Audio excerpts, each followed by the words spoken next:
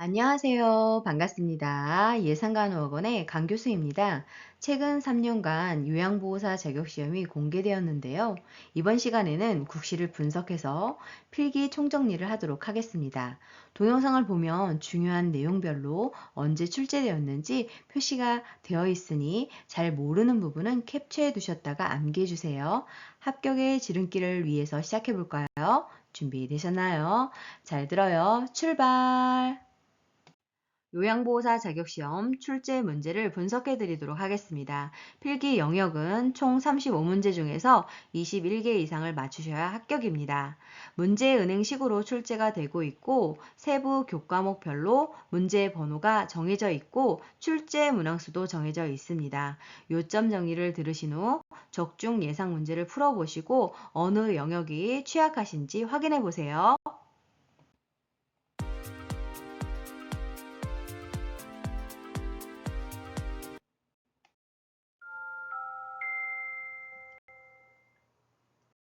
지금부터는 요양보호 대상자의 이해에 대해 요점 정리를 하도록 하겠습니다. 문제 번호는 1번에서 2번입니다. 노인의 건강한 노화입니다. 건강을 유지하기 위해서는 노인의 신체와 활동에 맞게 영양분을 섭취하고 만성질환 예방 및 관리를 위해서 적절한 운동을 실시해야 합니다. 그리고 노인 스스로 가족, 친구 등을 접촉해야 하고 적극적인 애정 표현과 의사소통을 하고 자원봉사, 여가활동 등 생산적 활동으로 자신감을 유지하는 것이 필요합니다. 다음은 노년기 특성입니다. 노년기의 특성을 설명해 놓고 이게 특성 중 어떤 것에 해당이 되는지 고르라고 하는 것들이 국가고시 문제 출제가 되고 있습니다. 첫 번째로 신체적 특성인데요. 세포가 노화가 이루어지게 됩니다. 뼈와 근육이 위축되어서 등이 굽고 키가 줄어들게 되고 피와 지방이 감소하면서 주름이 많아지게 되고 기초 대사율이 감소하게 됩니다. 면역 능력도 저하되는데요. 잠재하고 있던 질병이 나타나거나 질병이 발생할 경우 급격하게 악화되면서 죽음에 이를 수도 있게 됩니다. 또한 잔존 능력이 저하되는데요. 신체 조직이 잔존 능력이 저하되면서 적응력은 떨어지게 되고 일상생활에서 어려운 상황이 발생할 수 있습니다. 또한 회복 능력이 저하됩니다. 그래서 만성질환을 갖고 있는 노인은 다른 합병증이 쉽게 올 수 있어서 사소한 원인으로도 중증에 이를 수 있습니다. 또한 비가역적 진행이 이루어지게 되는데 이것은 인간의 노력으로 노화의 진행을 막을 수 없는 것을 의미합니다. 노년기의 심리적 특성은 국시에 많이 출제가 되었는데요. 우울증 경향이 증가하게 됩니다. 그로 인해 불면증, 식욕부진, 체중 감소가 같은 신체적인 증상을 호소하게 되고 기억력도 떨어지게 되고 흥미, 의욕을 상실하게 됩니다. 내향성이 증가하게 되는데요. 사회적 활동이 감소하게 되면서 타인과 만나는 것을 기피할 뿐만 아니라 내향적 성격이 되어갑니다. 그리고 조심성이 증가하게 되면서 대답을 할지 망설이거나 하지 못하고 때로는 중립을 지키게 되고 결단이나 행동이 느려지고 매사에 신중해지게 됩니다. 또한 경직성이 증가하게 되는데요. 그래서 노인은 자신에게 익숙한 습관적인 태도나 방법을 고수하게 되고 매사에 융통성이 없어지고 새로운 변화를 싫어하게 되고 도전적인 일을 꺼리게 됩니다. 생에 대한 회고의 경향이 있게 되면서 지난 생에 대한 회상을 통해 응어리졌던 감정을 해소하게 되고 실패와 좌절에 담담해지면서 자아 통합이 가능해지게 되고 죽음을 평온한 마음으로 맞이할 수 있게 해줍니다. 이처럼 각 노인의 특성을 설명하고 이게 어떤 특성인지 고르라고 하는 것이 국가고시 문제 출제가 되고 있습니다. 그 밖에도 친근한 사물에 대한 애착심이 있게 되면서 오랫동안 사용했던 물건을 애착하게 되고 그 애착은 마음의 안락을 찾는 데 도움을 주게 됩니다. 뿐만 아니라 유산을 남기려는 경향이 있게 되는데 그것을 통해서 다녀갔다는 흔적을 후세에 남기고 싶어 하고 가치 있는 삶을 살았다고 인정받고자 하는 욕구가 있게 됩니다. 그리고 노인은 의존성이 증가하게 되는데요. 신체적 기능이 저하되면서 신체적 의존뿐만 아니라 역할 상실을 통해서 경제적 의존도 하게 되고 중요한 사람을 상실하게 되면서 사회적, 심리적, 정서적으로도 다른 사람에게 더 의존하게 됩니다. 다음은 사회적 특성입니다. 역할을 상실하게 되는데요.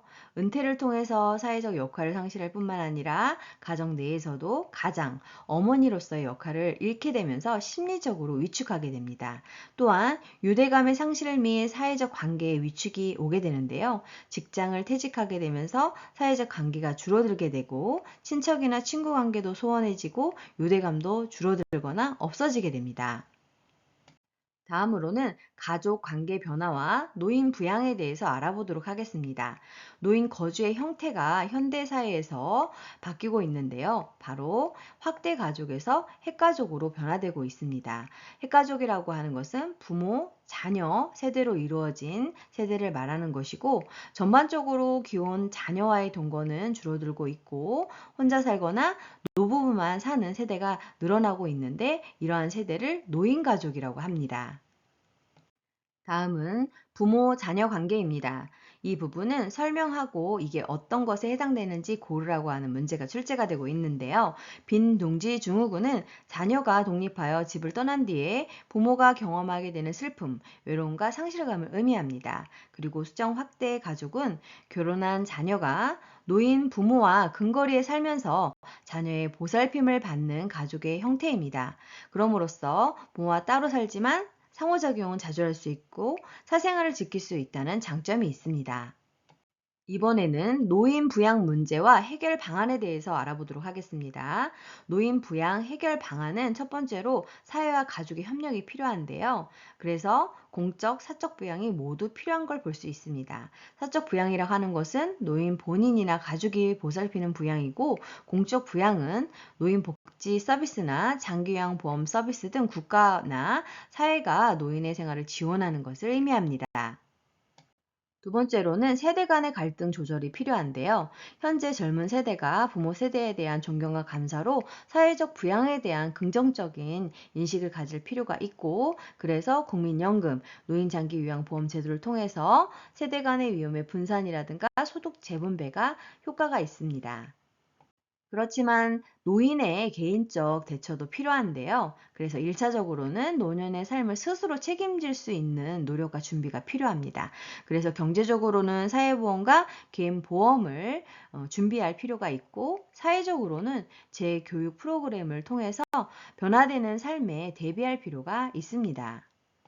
뿐만 아니라 노인 복지 정책 강화가 필요한데요. 국민연금, 기초연금, 노인 장기요양보험 제도 강화가 필요합니다. 그리고 다양한 복지 서비스를 누릴 수 있도록 노후 생활 지원이 필요하겠습니다.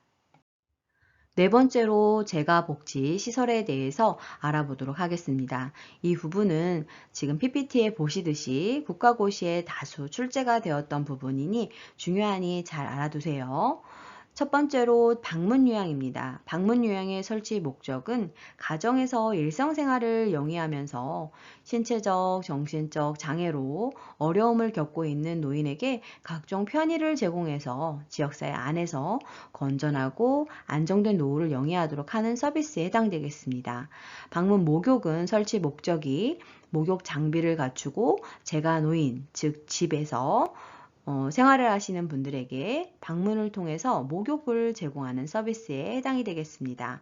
세 번째로 주 야간 보호인데요. 설치 목적을 살펴보면 부득이한 사유로 가족의 보호를 받을 수 없는 심신이 허약한 노인과 장애 노인을 주간 또는 야간 동안 보호시설에 입소시켜서 각종 편의를 제공하고 이들의 생활 안정과 심신 기능의 유지, 향상을 도모하고 그 가족의 신체적, 정신적 부담을 덜어주기 위한 서비스에 해당되겠습니다. 네 번째로는 단기보호입니다. 단기보호는 부득이한 사유로 가족의 보호를 받을 수 없을 때 일시적으로 보호가 필요한 심신이 허약한 노인과 장애 노인을 보호시설에 단기간 입소시켜 보호함으로써 노인 및 노인 가정의 복지를 증진하기 위한 서비스입니다. 주 야간 보호와 단기 보호의 차이는 단기 보호는 일정 기간 여러 날을 입소시켜서 보호하는 것이고 주 야간 보호는 하루 중 일정 시간을 입소시켜서 편의를 제공하는 것이 차이라고 할 수 있겠습니다.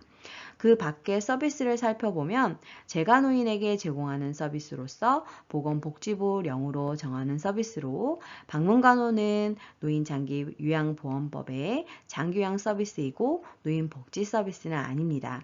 그 밖의 서비스는 향후 노인복지법 사업 확대를 위해서 설정해 놓은 조항으로서 현재 그 밖의 서비스에 해당이 되는 것은 복지용구 급여만 포함이 되고 있고 이 부분 또한 국가고시에 출제가 되었으니 중요하니 잘 알아두세요.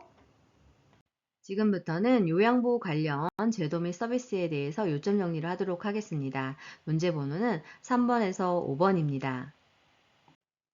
다음은 노인장기요양보험 제도입니다. 목적을 살펴보면 고령이나 노인성 질병, 즉 치매, 뇌졸중, 파킨슨 질병 등의 사유로 일상생활을 혼자서 수행하기 어려운 노인 등에게 신체활동 또는 가사활동 지원 등의 장기요양급여를 제공해서 노의 건강 증진 및 생활 안정을 도모하고 그 가족의 부담을 덜어줌으로써 국민의 삶의 질 향상을 하는 것이 제도의 목적인데요. 자, 그러면 장기요양급여 대상자는 어떤 사람이 되는 것일까요? 바로 65세 이상인 자 또는 65세 미만이지만 노인성 질병을 가진 자로 거동이 불편하거나 치매 등으로 인지가 저하되어 6개월 이상의 기간 동안 혼자서 일상생활을 수행하기 어려운 사람이 급여 대상자가 될 수 있습니다. 노인장기요양보험 급여 대상자 여부를 구별하는 것이 요양보호사 자격시험에 다수 출제가 되고 있는데요. 그 차이가 어떤 것인지 한번 알아볼까요? 첫 번째로 결핵으로 신체활동이 어려운 70세 남자는 장기요양급여 대상입니다. 그 이유는 결핵은 노인성 질병은 아니지만 신체활동이 어려운 65세 이상을 넘긴 70세 남자이기 때문입니다. 두 번째로 살펴보면 결핵으로 신체활동이 어려운 60세 남자는 장기요양급여 대상이 아닙니다. 그 이유는 노인성 질병이 아닌 결핵을 앓고 있는 데다가 나이가 60세 미만이기 때문입니다. 세 번째로 혈관성 치매로 신체활동이 어려운 40세 남자는 장기요양급여 대상에 해당이 되는데요. 그 이유는 혈관성 치매가 노인성 질병에 해당이 되고 신체활동이 어려운 65세 미만의 대상자이기 때문입니다.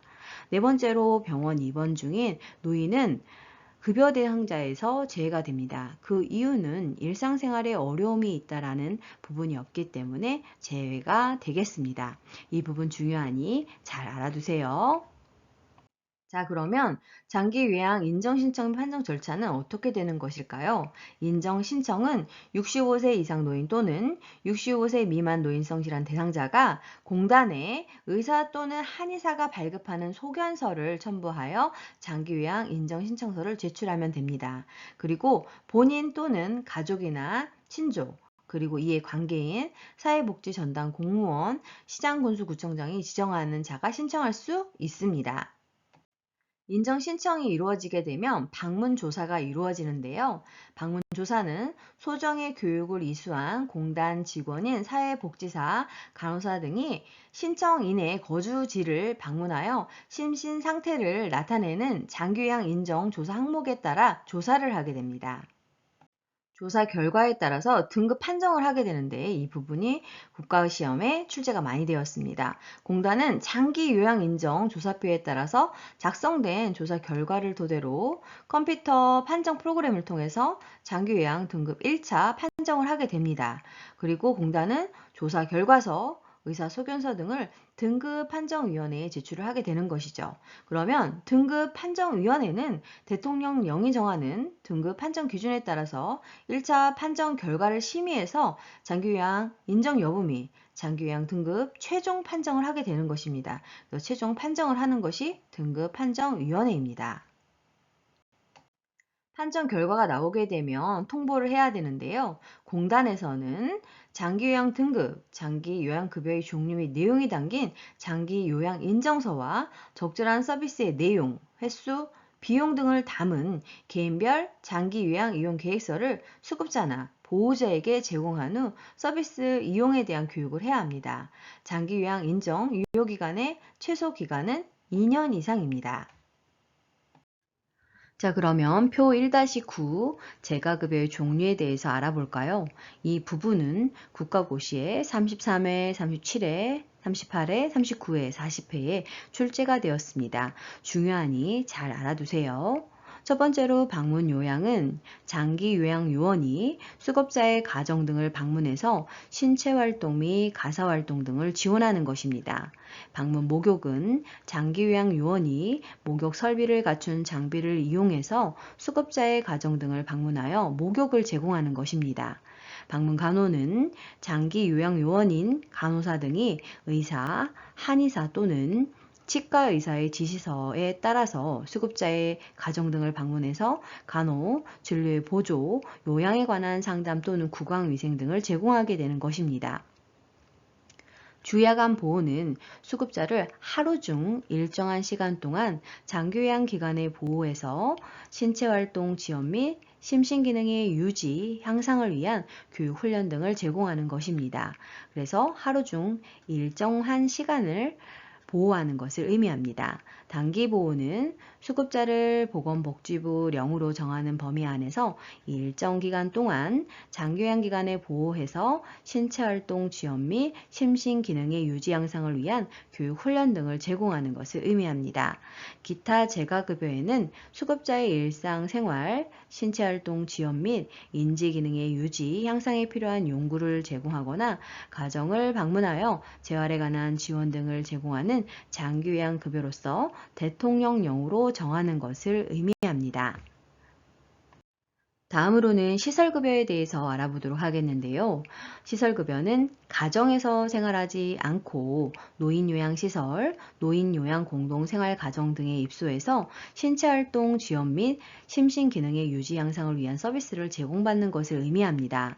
시설급여의 종류를 살펴보면 노인요양시설과 노인요양공동생활가정이 있는데 이 부분이 국가고시에 출제가 되었으니 잘 알아두세요.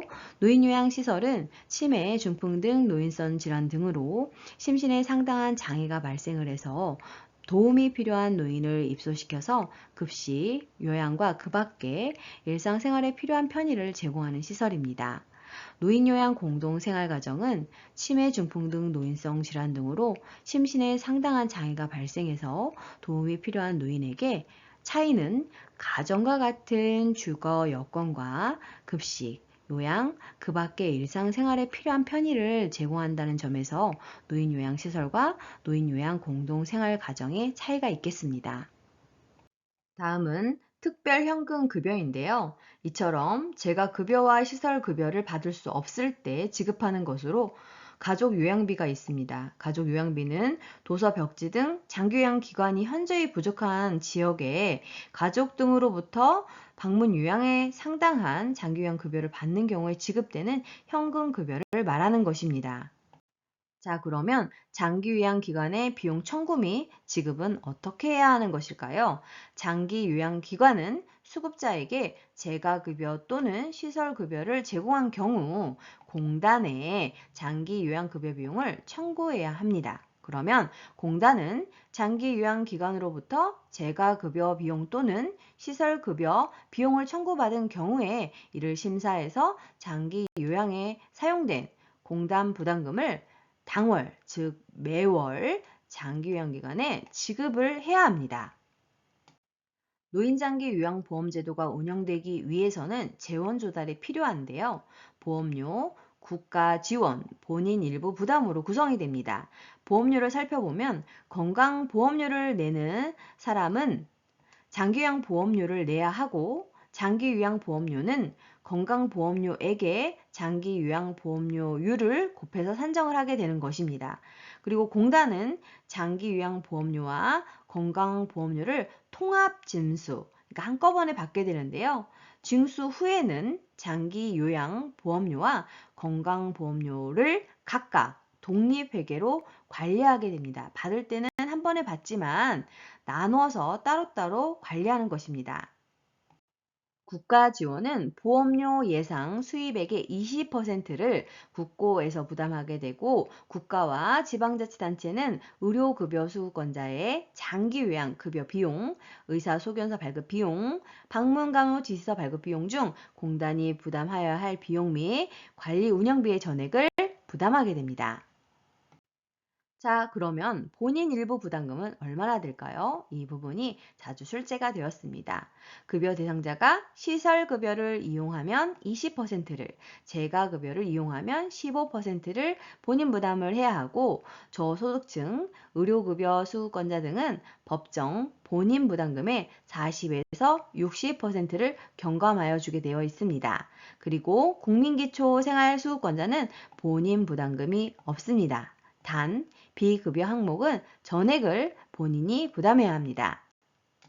자, 그러면 장기요양 서비스 이용 지원의 절차는 어떻게 되는 것일까요?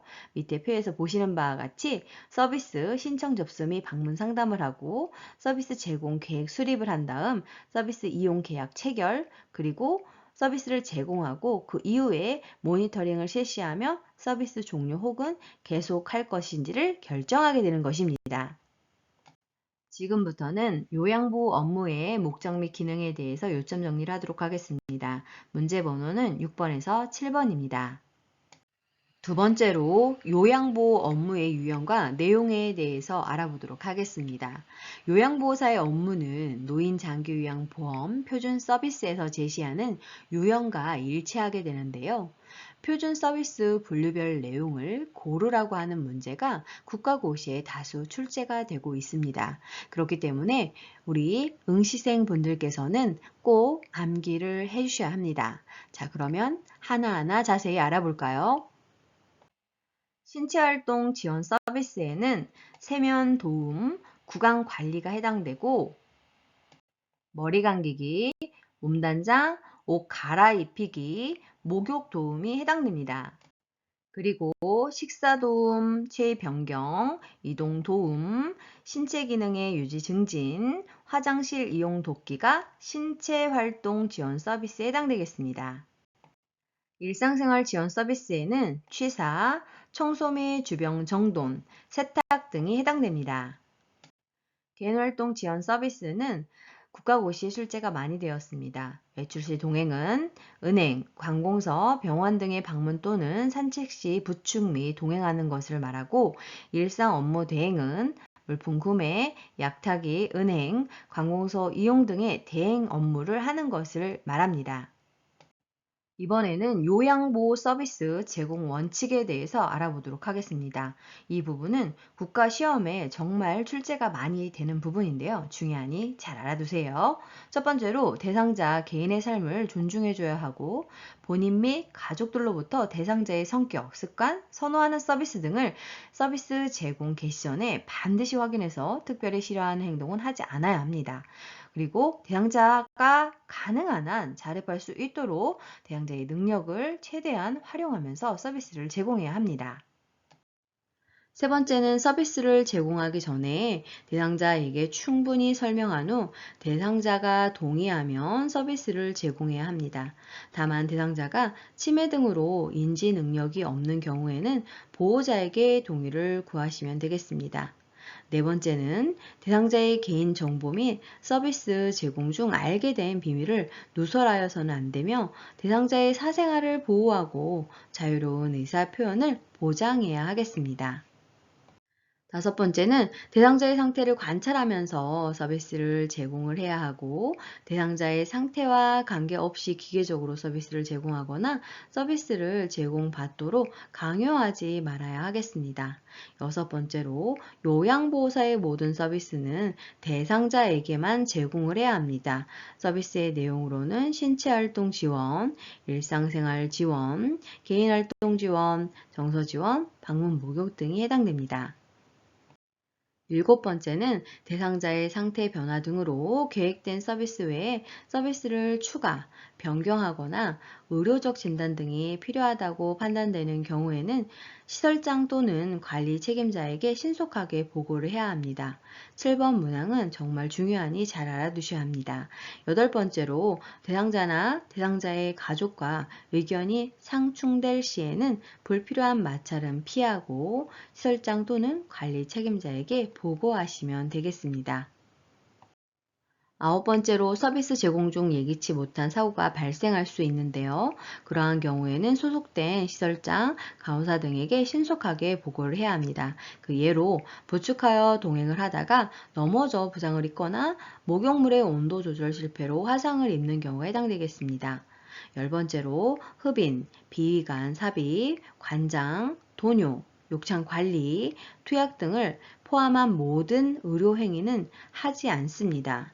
요양보호사는 경구약, 입으로 먹는 약, 몸 피부에 바르는 외용제 약을 제외하고는 모든 투약은 할 수 없음을 알아두셔야 하겠습니다. 중요하니 잘 알아두세요. 11번째는 요양보호사는 서비스 제공 중에 대상자에게 응급상황이 발생할 경우에는 응급처치 우선순위에 따라서 응급처치를 해야 합니다. 그리고 응급처치를 할 수 없거나 의사에게 보고할 수 없는 상황인 경우에는 가까운 의료기관으로 대상자를 옮기면 되겠습니다. 12번째로 치매 대상자에게 서비스를 제공할 때 발생하는 여러 돌발 상황에 대해서는 시설장 또는 관리 책임자 의논해서 처리를 하시면 되겠습니다. 이번에는 요양보호사의 역할에 대해서 알아보도록 하겠습니다. 요양보호사가 하는 활동, 역할을 설명하고 이게 어떤 역할이냐라고 물어보는 것이 국시에 출제가 되고 있습니다. 첫 번째로 숙련된 수발자입니다. 숙련된 수발자는 숙련된 요양보호 서비스에 대한 지식과 기술로 대상자의 불편함을 경감시키기 위해서 필요한 서비스를 지원하고 대상자를 도와주는 역할입니다. 두 번째로는 정보 전달자 역할입니다. 이것은 대상자의 신체, 심리에 관한 정보를 가족, 시설장 또는 관리 책임자, 간호사, 의료기관의 의료진에게 전달을 하고 필요시에는 이들의 지시사항을 대상자와 그의 가족에게 전달하는 것인데요. 서비스 내용의 변경이 필요할 때에는 기관에 보고를 하는 역할도 수행하는 것입니다. 세 번째로는 관찰자 역할입니다. 맥박, 호흡, 혈압, 체온 등의 변화와 투약 여부, 질병의 변화에 대한 증상뿐만 아니라 심리적인 변화까지 관찰하는 역할입니다. 네 번째는 말복과 상담자 역할인데요. 효율적인 의사소통 기법을 활용해서 대상자와 관계를 형성하고 필요한 서비스를 제공하고 심리적 안정을 도모하는 역할입니다. 다섯 번째로 동기 유발자입니다. 신체 활동 지원 서비스나 일상생활 지원 서비스 등을 제공하는 것에서 그치지 않고 대상자가 능력을 최대한 발휘할 수 있도록 동기 유발을 하고 지지하는 역할입니다. 여섯 번째는 옹호자입니다. 가정이나 시설, 지역사회에서 학대를 당하거나 소외되고 차별받는 대상자를 위해서 대상자의 입장에서 편들어주고 지켜주는 역할입니다. 지금부터는 요양보호사의 직업 윤리와 자세에 대해서 알아보도록 하겠습니다. 이 부분의 문제 번호는 8번에서 17번으로 필기 영역에서 두 번째로 시험 문제가 많이 출제되는 영역입니다. 자, 그럼 생활 단계에서의 권리에 대해서 알아볼까요? 이 부분은 국가고시 출제가 많이 되었네요. 첫 번째로 개별화된 서비스를 제공받고 선택할 권리입니다. 이것은 무엇이냐면 노인의 욕구를 파악하고 그 내용을 기반으로 해서 돌봄 및 생활 지원 계획을 수립하는 것으로 노인이 서비스 변경을 요청하면 그 의사를 반영하는 것입니다. 그리고 모든 서비스의 내용이 사전에 설명이 되어야 하고 강요나 강압이 아닌 자유 선택에 의해서 진행이 되어야 하는 것을 말합니다. 그런데 요구가 반영되지 않거나 서비스 제공이 늦어질 때에는 노인이 이해할 수 있도록 설명을 해야 하고 동의를 구해야 합니다. 그리고 생활실 내에 노인 개인 물품을 설치하거나 이용하는 것을 허용해야 합니다. 뿐만 아니라 머리 모양, 의복 등 개인 생활 방식을 선택하거나 결정할 수 있는 권리가 보장되어야 하고 올바른 선택을 할 수 있도록 적절한 지원을 해주며 부적절하거나 실현 가능성이 없는 개발된 서비스를 요구할 때에는 노인의 이익에 가장 부합한 정보를 제공함으로써 선택할 수 있도록 도와야 하겠습니다. 두 번째로는 안락하고 안전한 생활 환경을 제공받을 권리인데요. 휠체어 등 보조기구 이용 공간을 확보한다거나 미끄럼 방지, 문턱 제거, 안전바 설치 등 저하된 신체 기능을 고려한 주거 환경을 제공받아야 하고 환기, 온도, 습도, 소음 채광, 조명, 청소 상태 등을 철저히 점검해야 합니다. 그리고 목욕, 의복 등 노인의 위생 관리를 철저히 해야 하고 비상 상황에 대비한 비상 연락 장치, 비상벨 등을 필요한 장소에 설치해야 합니다. 네 번째로 존엄한 존재로 대우받을 권리입니다. 시설장과 종사자는 인권 교육을 이수해야 합니다. 그리고 가족은 면회나 전화 등을 통해서 노인과 관계를 지속적으로 유지할 수 있어야 하며 시설의 서비스나 운영에 관해서 적극 협조해야 합니다. 뿐만 아니라 노인의 권리 변화, 건강과 일상생활의 변화, 수발 및 의료적 처치 등의 변화가 있었을 때에는 그와 관련해서 충분히 이야기할 시간을 갖게 해야 하고 사전에 통보하고 의사결정 과정에 노인 또는 가족이 참여, 결정할 수 있도록 존중해야 합니다. 그리고 상호 존엄성을 인정하고 존중과 예의를 대하며 막말이나 부당한 요구를 하지 않는 윤리적 기준을 준수하는 것이 필요하겠습니다. 일곱 번째로 질 높은 서비스를 받을 권리입니다. 개인적인 선호와 건강 및 기능 상태에 따라서 다양한 영양 공급을 개별화된 식단으로 운영을 해야 하는데요. 그리고 종사자의 편의에 따라 식사 시간이 조정되지 않도록 해야 하고 연화장애가 있는 노인의 경우에는 연화 곤란 식사 제공 방안에 따라서 적절한 음식물을 제공을 해야 합니다. 뿐만 아니라 노인의 잔존 능력을 유지하고 기력을 향상시키기 위한 노력을 기울여야 하고 기저귀는 꼭 필요한 노인에게만 사용하게 해야 합니다. 그리고 필요한 서비스의 경우에는 건강권이 우선시 되도록 보호자와 상의하는 등 올바른 조치를 취해야 합니다. 다음으로는 노인 학대 유형에 대해서 알아보도록 하겠습니다. 노인 학대 유형을 설명하고 이게 어떤 유형에 해당되는지 고르는 문제가 다수 출제가 되고 있습니다. 중요하니 잘 알아두세요. 첫 번째로 신체적 학대입니다. 신체적 학대는 물리적인 힘이나 도구를 이용하여 노인에게 신체적 손상, 고통, 장애 등을 유발하는 행위입니다.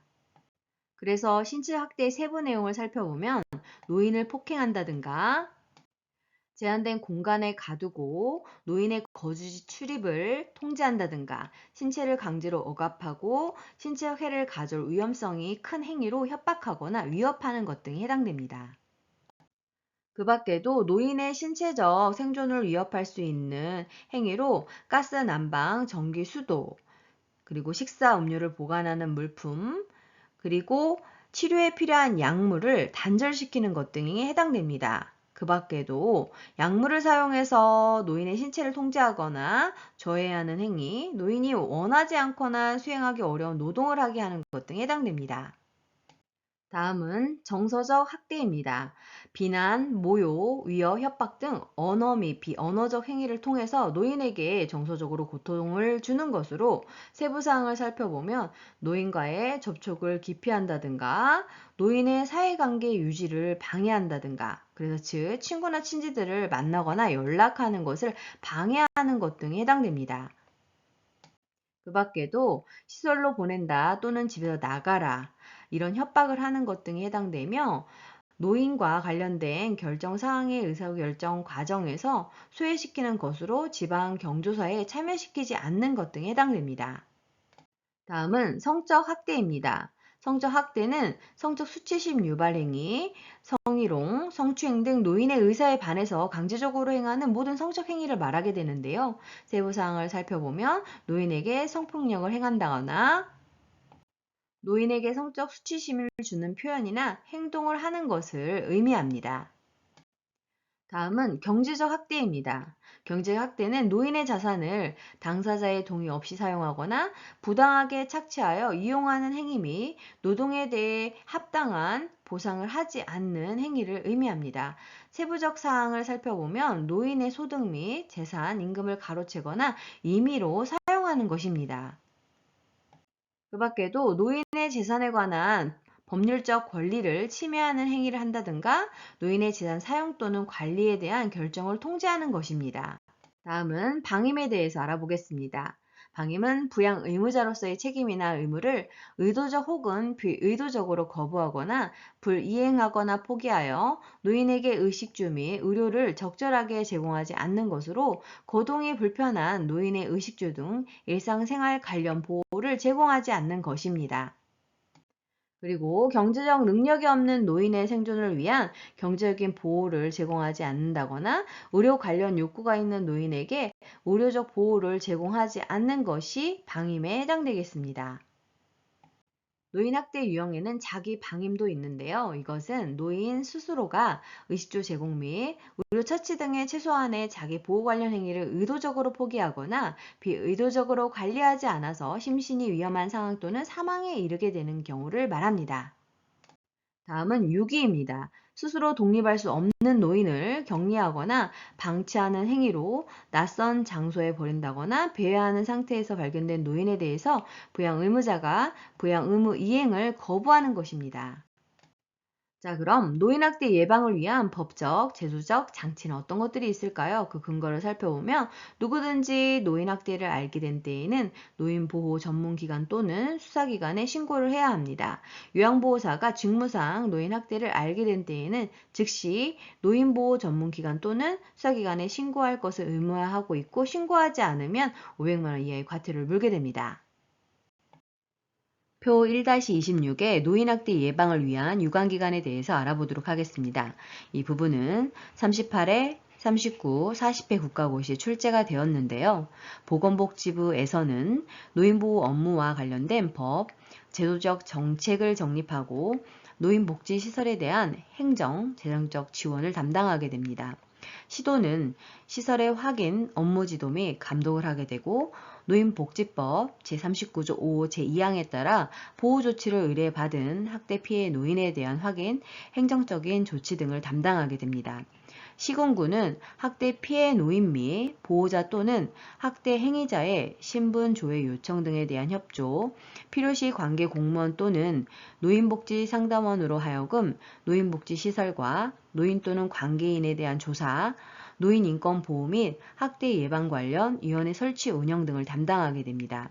가장 시험 문제가 많이 나오는 노인 보호 전문기관은 노인 학대 사례의 신고 접수, 신고된 시설 학대 사례의 확인을 개입하고 시설의 학대 사례 판정에 대한 자문, 학대 사례에 대한 사례 관리 절차 지원 등을 담당하게 됩니다. 그리고 노인복지시설은 시설 내 노인학대 의심 사례 및 학대 사례 발견 시 노인보호 전문기관 또는 수사기관에 신고를 하고 학대 피해 노인 및 학대 행위자에 대한 상담 및 개입에 협조를 해야 하며 보호가 필요한 학대 피해 노인에 대한 입소 의뢰 시 신속한 보호를 해줘야 하겠습니다. 사법경찰은 노인학대 신고 사례에 대한 현장 조사와 노인학대 행위자의 형사 재판을 요하는 사례에 대한 수사를 전담하고 응급조치를 요하는 노인학대 사례를 일시 보호시설 또는 의료기관에 의뢰해야 합니다. 그리고 의료기관은 다분야의 보건의료 전문가로 구성된 학대 노인 보호팀을 구성하고 운영하며 의뢰받은 피해 학대 노인에게 종합적인 의료 서비스를 제공해야 합니다. 그리고 노인학대 판정을 위한 의학적 진단, 소견, 증언 등을 진술해야 하겠습니다. 그리고 법률기관은 피해 노인의 법률적 보호 및 학대 행위자에 대한 보호 처분을 포함한 판정, 후견인의 지정, 피해 노인을 가족과 격리하는 등의 업무를 담당하게 됩니다. 이번에는 요양보호사의 인권보호에 대해서 알아보도록 하겠습니다. 요양보호사의 인권에는 평등권이 있는데요. 평등권은 고용 형태, 연령, 성별, 학력, 출신 지역 및 종교 등에서 차별받지 않아야 하는 것을 말합니다. 그리고 두 번째로는 노동 관련 권리인데요. 휴식 및 여가를 누릴 권리가 보장되어야 하고 노동 시간의 합리적인 제한, 노동과 관련된 의견을 자유롭게 표현할 권리, 동등한 노동에 대한 동등한 보수의 보장, 공정하고 유리한 노동 조건을 확보받을 권리 보장이 필요합니다. 다음으로는 산업재해 보상 보험법에 대해서 알아보도록 하겠습니다. 산업재해는 유해 물질에 의한 직업병뿐만 아니라 반복 작업, 작업 자세, 작업의 힘든 정도, 교대 근무 등과 같은 작업 조건, 직무의 특성에 따른 스트레스 등 모든 유해 요인과 노동 과정에 의해 발생할 수 있는 신체적, 정신적 재해를 포함하는 개념입니다. 그래서 근로자의 업무상 재해를 신속하고 공정하게 보상해야 하고 근로자의 복지를 증진하기 위해 제정이 되었습니다. 산재 근로자 보호의 주요 내용을 살펴보면 산재로 요양 중에 퇴직하거나 사업장이 부도, 폐업하여 없어진 경우에도 재요양, 휴업급여, 장애급여 지급에는 지장받지 않습니다. 산재를 당했다는 이유로 해고할 수 없고 산재 요양으로 휴업하는 기간과 치료를 종결한 후 30일간은 해고하지 못하도록 되어 있습니다. 요양이 끝난 30일 이후에 해고할 경우 해고 및 정리해고의 요건을 충족해야 합니다. 보험급여는 조세 및 기타 공과금 부과가 면제되어 세금을 떼지 않고 보험급여를 받을 권리는 급여 내용에 따라서 3년 혹은 5년간 유효하며 퇴직 여부와 상관없이 받을 수 있습니다. 또한 보험급여는 양도 또는 압류할 수 없어 채권자가 건드릴 수 없습니다. 다음으로는 성희롱 행위에 대해서 알아보도록 하겠습니다. 이 부분은 국가시험에 정말로 출제가 많이 되었습니다. 중요하니 잘 알아두세요. 성희롱의 종류에는 언어적 성희롱, 육체적 성희롱, 시각적 성희롱이 있게 되는데요. 언어적 성희롱에는 음란적 농담이나 음탕하고 상스러운 이야기, 외모에 대한 성적 비호나 평가, 성적 관계를 강요하거나 회유하는 행위, 성적 사실관계를 물어본다든가, 성적인 정보를 의도적으로 유포한다든가, 음란한 내용의 전화 통화, 회식 자리에서 옆에 앉아 술을 따르라고 말하는 것 등에 해당됩니다. 육체적 행위는 입맞춤, 포옹, 뒤에서 껴안기 등의 신체 접촉, 가슴, 엉덩이 등 특정 신체 부위를 만지는 행위, 안마와 애무를 하거나 신체 일부를 밀착하거나 잡아당기는 것입니다. 시각적 행위는 음란한 사진, 그림, 낙서, 음란, 출판물 등을 게시하거나 보여주는 행위이고 직접 또는 팩스, 컴퓨터 등을 통해서 음란한 편지, 사진, 그림을 보내는 행위, 성과 관련된 자신의 특정 신체 부위를 고의적으로 노출하거나 만지는 행위입니다. 그리고 기타, 사회 통념상 성적 굴욕감을 유발하는 것으로 인정되는 언어나 행동도 포함되겠습니다. 자, 그러면 요양보호사의 대처는 어떤 것들이 있을까요? 이 부분도 시험 문제가 출제가 많이 되고 있는데요. 감정적인 대응은 삼가고 단호히 거부 의사를 표현하는 것이 가장 우선적으로 해야 될 행동입니다. 그리고 모든 피해 사실에 대해서 기관의 담당자에게 보고하고 기관에서 적절한 조치를 취하게 해야 합니다. 그리고 심리적 치유 상담 및 법적 대응이 필요하다고 판단될 경우에는 외부 전문기관에서 상담과 도움을 받아야 합니다. 외부 전문기관으로는 성폭력 상담소, 여성노동상담소 등이 있습니다. 그리고 평소 성폭력에 대한 충분한 예비 지식과 대처 방법을 숙지하는 것이 필요합니다. 이번에는 요양보호사의 직업 윤리에 대해서 알아보도록 하겠습니다. 필기 영역에서 요양보호사의 직업 윤리 부분이 두 번째로 시험 문제가 제일 많이 출제가 되고 있는데요. 바로 10문제가 출제가 되고 있습니다. 자, 그러면 직업 윤리의 원칙에 대해서 알아볼까요?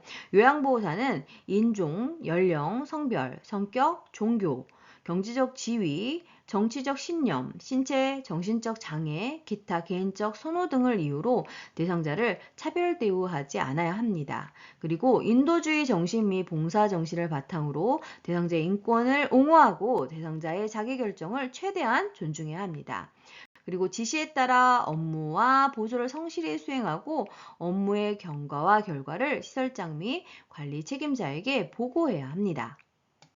또한 요양보호사는 효율적이고 안전하게 업무를 수행하기 위해 지속적으로 지식과 기술을 습득해야 하고 업무 수행에 방해가 되지 않도록 건강관리, 복장 및 외모관리 등을 포함해서 자기 관리를 철저히 해야 합니다. 그리고 업무 수행 시에는 항상 친절한 태도로 예의 바르게 행동해야 합니다. 뿐만 아니라 대상자의 사생활을 존중하고 업무상 알게 된 개인정보를 비밀로 유지해야 하며 업무와 관련하여 대상자의 가족, 의사, 간호사, 사회복지사 등과 적극적으로 협력해야 합니다. 그리고 대상자가 의사소통이 어렵고 협조를 안 한다는 등의 이유로 언어적, 신체적, 정서적 학대를 해서는 안 됩니다. 학대를 발견하면 반드시 신고해야 합니다. 뿐만 아니라 대상자로부터 서비스에 대한 물질적 보상, 돈, 선물을 받지 않아야 하며 대상자에게 일방적으로 도움을 제공하는 수직적인 관계가 아닌 함께하는 상호 대등한 관계임을 인식해야 합니다. 자, 그러면 요양보호사의 윤리적 태도에는 어떤 것들이 있을까요? 이 부분도 정말 중요합니다.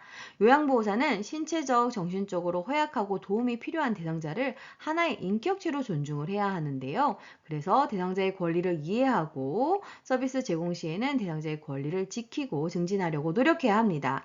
대상자의 종교를 존중하고 요양보호사 자신의 종교를 선교의 목적으로 강요해서는 안 되며 요양보호사의 판단만으로 서비스를 제공하지 말고 반드시 대상자에게 의견을 물은 후 시행해야 합니다. 그리고 요양보호사로 종사하게 된 동기를 점검하고 겸손한 태도를 유지하는 것이 필요한데요.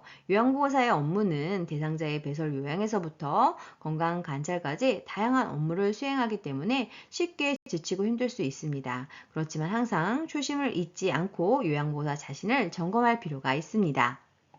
그리고 요양보호사의 업무는 대상자의 건강과 일상생활에 직접적인 영향을 미치는 중요한 업무이기 때문에 요양보호사는 성실하고 침착한 태도로 책임감을 갖고 업무 활동을 해야 합니다. 그래서 매사에 약속을 지키고 책임 있는 언행을 해야 하고 자신의 활동이 모든 요양보호사를 대표한다고 생각해야 합니다.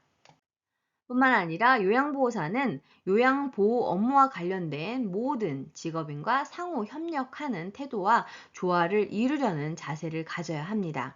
그래서 시설장이나 간호사와의 협조는 필수적이고 의료진의 지시가 있을 경우에는 반드시 지시를 따라야 합니다.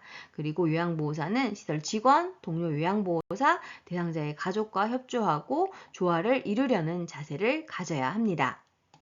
또한 요양보호사는 요양보호 업무 수행에 필요한 교육 훈련 프로그램에 적극적으로 참여하는 등 지속적으로 학습하고 자신을 개발해야 합니다.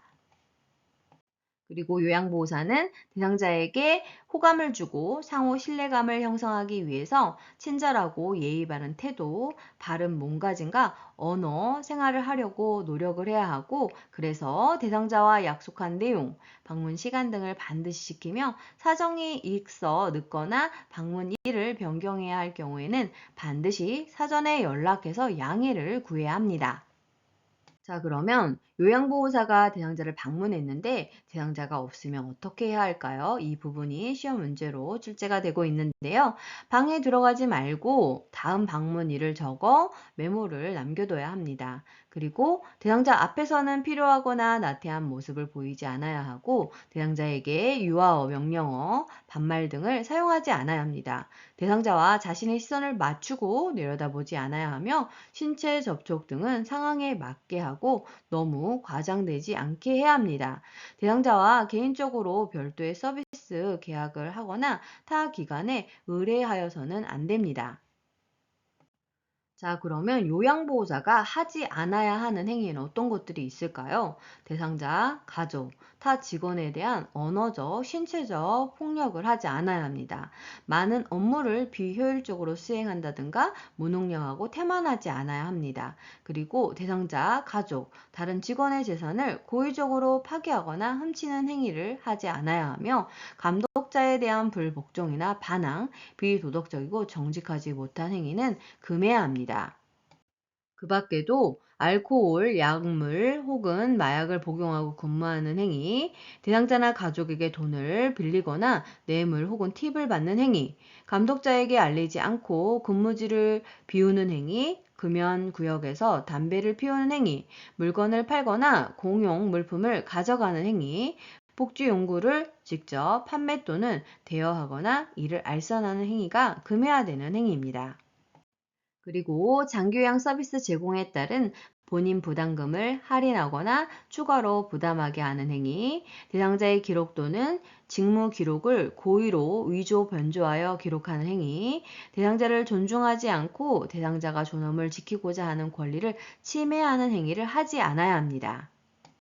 또한 대상자의 기록, 정보 등에 대한 비밀이나 대상자의 사적 생활을 내부로 발설하는 행위, 타인의 근무를 대신하거나 자신의 근무를 대신해달라고 요구하는 행위, 할당된 장소에서의 근무를 거부하는 행위, 등급 판정 또는 장기요양 인정 신청을 유도하는 행위를 하지 않아야 합니다. 자, 그럼 이어서 그 밖의 요양보호사의 윤리적 태도를 살펴보면 요양보호사는 서비스 제공 시 일어날 수 있는 사고를 예방하여야 하고 사고 발생 시에는 즉시 시설장 또는 관리 책임자에게 보고를 해야 합니다. 전문가의 진단이 필요한 사항은 요양보호사가 판단, 조언하지 말아야 하며 시설장 또는 관리 책임자에게 보고하고 전문가와 상담할 수 있도록 연계해야 합니다. 요양보호사는 법적인 소송에 휘말리지 않기 위해서 다음과 같은 사항을 준수해야 합니다. 첫 번째로 대상자의 권리를 보호해야 하고 요양보호 서비스 제공 시 정해진 원칙과 절차에 따라야 합니다. 제공된 요양보호 서비스 내용을 즉시 정확히 기록해야 하고 대상자의 상태 변화를 세심하게 관찰하며 이를 정확히 기록해야 합니다. 뿐만 아니라 제공해야 할 서비스 내용 및 방법이 확실하지 않을 때에는 시설장에게 도움을 청해야 하고 누군가에 의해 대상자가 학대를 받는다고 의심되는 경우에는 보고하거나 신고해야 합니다. 다음은 요양보호사의 근골격계 질환의 위험 요인에 대해서 알아보도록 하겠습니다. 근골격계 질환이 발생되는 상황을 보면 반복적으로 같은 동작을 한다든가 불편한 자세로 작업을 하는 경우, 무거운 물건을 들거나 이동하는 경우, 갑자기 무리한 힘을 주는 경우, 근무 시간 중 자주 대상자를 들어 옮겨야 하는 경우, 피곤하고 지친 상태에서 작업하는 경우입니다. 자, 그러면 궁골격계 질환 발생이 되는 환경은 어떤 경우일까요? 미끄럽거나 물기가 있는 바닥, 평평하지 않은 바닥, 매우 어지럽혀져 있거나 물체가 바닥에 많이 있는 작업장이나 통로, 정비 수리가 되지 않는 보행로 또는 고장난 장비, 적절하지 않은 계단 높이, 방 근무 시 어두운 조명입니다. 다음으로는 근골격계 질환의 관리법에 대해서 알아보도록 하겠습니다. 주로 손목 통증이 많이 발생을 하게 되는데요. 수근관 증후군은 손목 관절이 좁아지거나 내부 압력이 증가하여 신경이 자극되는 경우 손목에 통증을 발생하는 것입니다. 그래서 국가시험에 수근관 증후군을 설명하고 틀린 것을 골라라 이렇게 문제가 출제되고 있는데요. 이제 증상을 살펴보면 손바닥과 손가락이 저리는 등 이상 증상이 나타나고 감각 이상, 저린 감각, 통증, 근력 약화가 있습니다. 특히나 엄지손가락의 반쪽 부위와 둘째, 셋째, 넷째 손가락과 이와 연결된 손바닥 피부의 감각이 둔해지는 것이 특징이며 손목을 지나치게 손바닥 방향으로 힘을 줘 굽힐 때 악화되는 경향이 있습니다. 이번에는 요양보호사의 감염 예방에 대해서 알아보도록 하겠습니다. 일반적인 감염 예방을 위해서 요양보호사가 해야 할 일을 살펴보면 요양보호사가 감염된 경우 대상자에게도 전염될 수 있기 때문에 대상자와 접촉하지 않아야 합니다. 또한 대상자가 감염된 경우에는 요양보호사는 보호장구를 착용한 후 접촉해야 하겠습니다. 특히나 임신한 요양보호사는 풍진, 수두 등 선천성 기형을 유발할 수 있는 감염성 질환을 가진 대상자를 접촉하지 않아야 합니다. 세 번째로는 손을 자주 씻어야 되는데요. 6단계 손 씻기 내용이 문제에 출제되기도 하였습니다. 손바닥과 손바닥을 마주대고 문질러주고 손등과 손바닥을 마주대고 문질러줍니다. 그리고 손바닥을 마주대고 손깍지를 끼고 문질러주고 두 손을 모아 손가락을 마주잡고 문질러줍니다. 그리고 엄지손가락을 다른 편 손바닥으로 돌려주면서 문질러주고 손톱 밑을 손가락 반대편 손바닥에 놓고 문지르면서 손톱 밑을 깨끗하게 닦아주면 되겠습니다. 그리고 네 번째로 개인위생을 철저히 하고 적절한 소독법을 시행해야 합니다. 다음으로는 질환별 감염 예방을 위한 관리법에 대해서 알아보도록 하겠습니다. 첫 번째로 결핵인데요. 결핵 관리법을 살펴보면 결핵 예방을 위해서 요양보호사는 술과 흡연은 금하고 충분한 영양 상태와 면역력을 유지하고 건강관리를 해야 합니다. 결핵에 걸린 대상자와 접촉을 했을 때에는 병원 또는 보건소를 방문해서 병원 감염에 대한 검사를 받아야 합니다. 그리고 2, 3주 이상의 기침, 발열, 체중 감소, 수면 중 식은땀 등이 있을 때에는 반드시 결핵 검사를 받아야 하고 결핵균에 감염된 사람이 대화, 기침 또는 기체기를 할 때 결핵균이 섞인 미세한 가루 방울이 다른 사람에게 숨을 들여 마실 때 들어가서 감염될 수 있기 때문에 결핵이 의심되는 대상자를 돌볼 때에는 보호장구인 마스크 장갑을 착용하고 해야 하고 소매로 가리고 기침을 하도록 해야 합니다. 그리고 결핵은 호흡기를 통해서 감염되기 때문에 결핵에 걸린 대상자가 사용하는 물건은 같이 써도 괜찮고 특성상 햇빛에 약해서 직사광선을 쪼이면 수분 내에 죽습니다. 따라서 침구 등을 일광 소독하는 것이 좋습니다.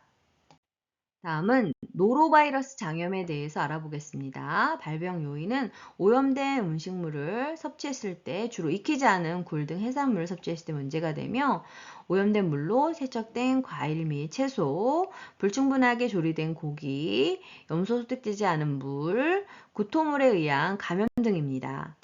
증상은 구토, 메스꺼움, 오한, 복통, 설사, 근육통, 권태, 두통, 발열이 특징이고 관리 방법은 노로바이러스는 잘 전파되기 때문에 요양보호사가 감염된 경우 증상이 약하더라도 2, 3일간 요양보호 업무를 중단해야 합니다. 증상 회복 후에도 최소 2, 3일간 음식을 조리하지 않아야 하며 개인 위생을 철저히 하고 어패류 등은 반드시 익혀서 먹어야 합니다. 지금부터는 요양보호 관련 기초 지식에 대한 요점 정리를 하도록 하겠습니다.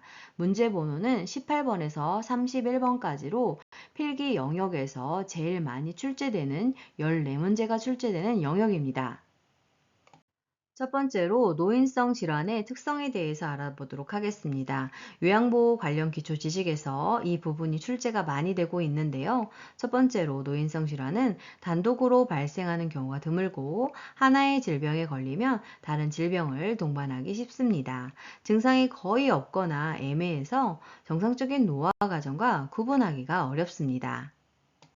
또한 원인이 불명확한 만성 퇴행성 질환이 대부분이고 경과가 길고 재발이 빈번하고 합병증이 생기기 쉽고 의식의 장애, 심장의 수축의 이상, 신경 이상 등이 발생할 수 있습니다.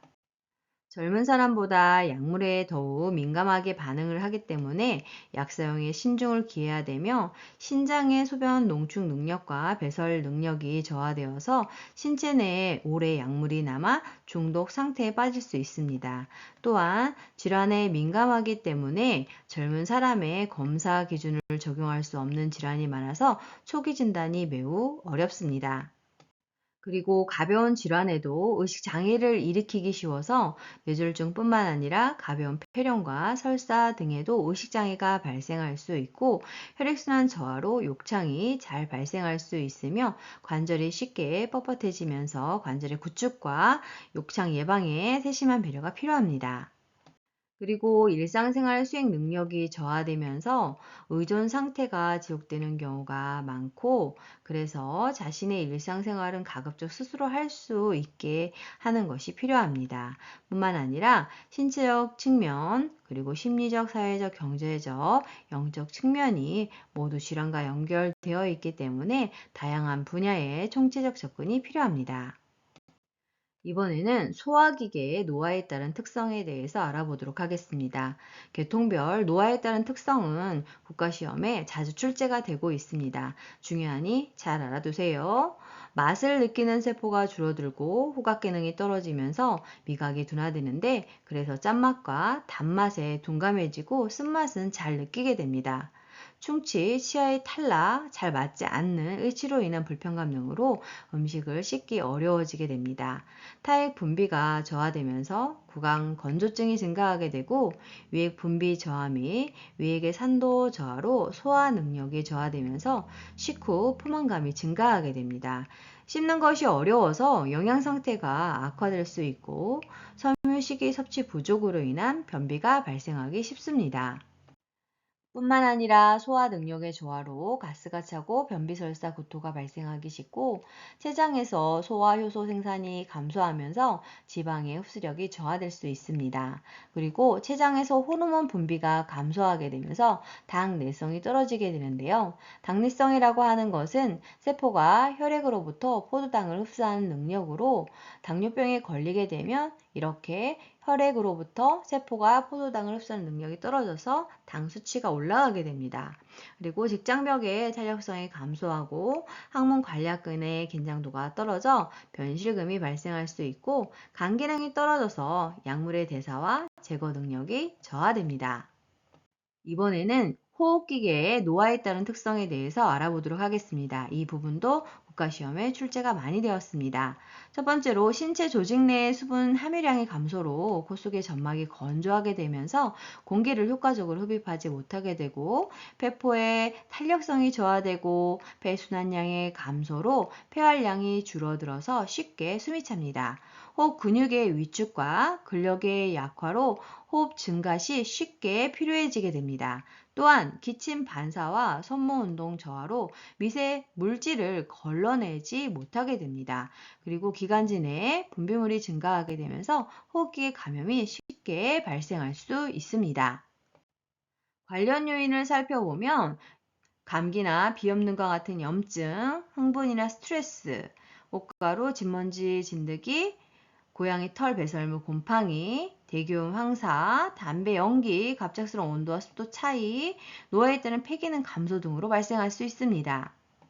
증상을 살펴보면 기침을 하고 숨을 내쉴 때 쌕쌕거리는 호흡음과 호흡 곤란을 호소하며 점액 분비량이 증가하게 되고 가슴이 답답하다고 느끼며 기도 경련, 알레르기성 비염이 발생합니다. 그래서 현식이 있는 대상자분들은 미세먼지 황사가 있을 때에는 마스크를 착용하고 외출을 해야 합니다. 자, 그러면 치료 및 예방 방법에 대해서 알아볼까요? 호흡 곤란이 심한 경우에는 운동을 할 때 30분 전에 기관지 확장제를 미리 투여해서 호흡 곤란 예방에 도움을 줄 수 있습니다. 처방받은 약물을 규칙적으로 투여해야 하고 처방받지 않은 약물은 사용하지 않아야 합니다. 담배, 벽난로, 먼지, 카펫, 곰팡이 피해야 되겠고 따뜻한 곳에서 추운 곳으로 가거나 갑작스러운 온도 변화를 피해야 하겠습니다. 또한 적당한 휴식과 수면을 취하고 침구류는 먼지나 진드기를 없애기 위해 뜨거운 물로 세탁하고 매년 1회 인플루엔자 백신을 65세 이후에는 1회 폐렴 부분 백신을 접종해야 합니다.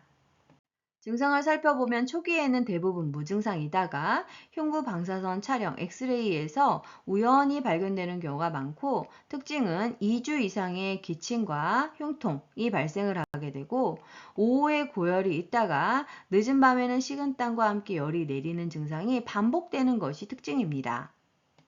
자, 그러면 폐결핵 치료 및 예방은 어떻게 해야 할까요? 첫 번째로 결핵약은 6개월 이상 복용을 해야 합니다. 그래서 제대로 복용하는지 주의 깊게 관찰을 해야 하고 두 번째로 약물 투여로 인한 부작용이 나타나는지 관찰해야 합니다. 세 번째로 간 기능 검사와 객당 검사를 받아야 하고 결핵은 감염성이 있기 때문에 접촉했을 때에는 흉부 방사선 촬영인 엑스레이를 검진을 하고 가래 검사를 통해서 조기 발견해야 합니다.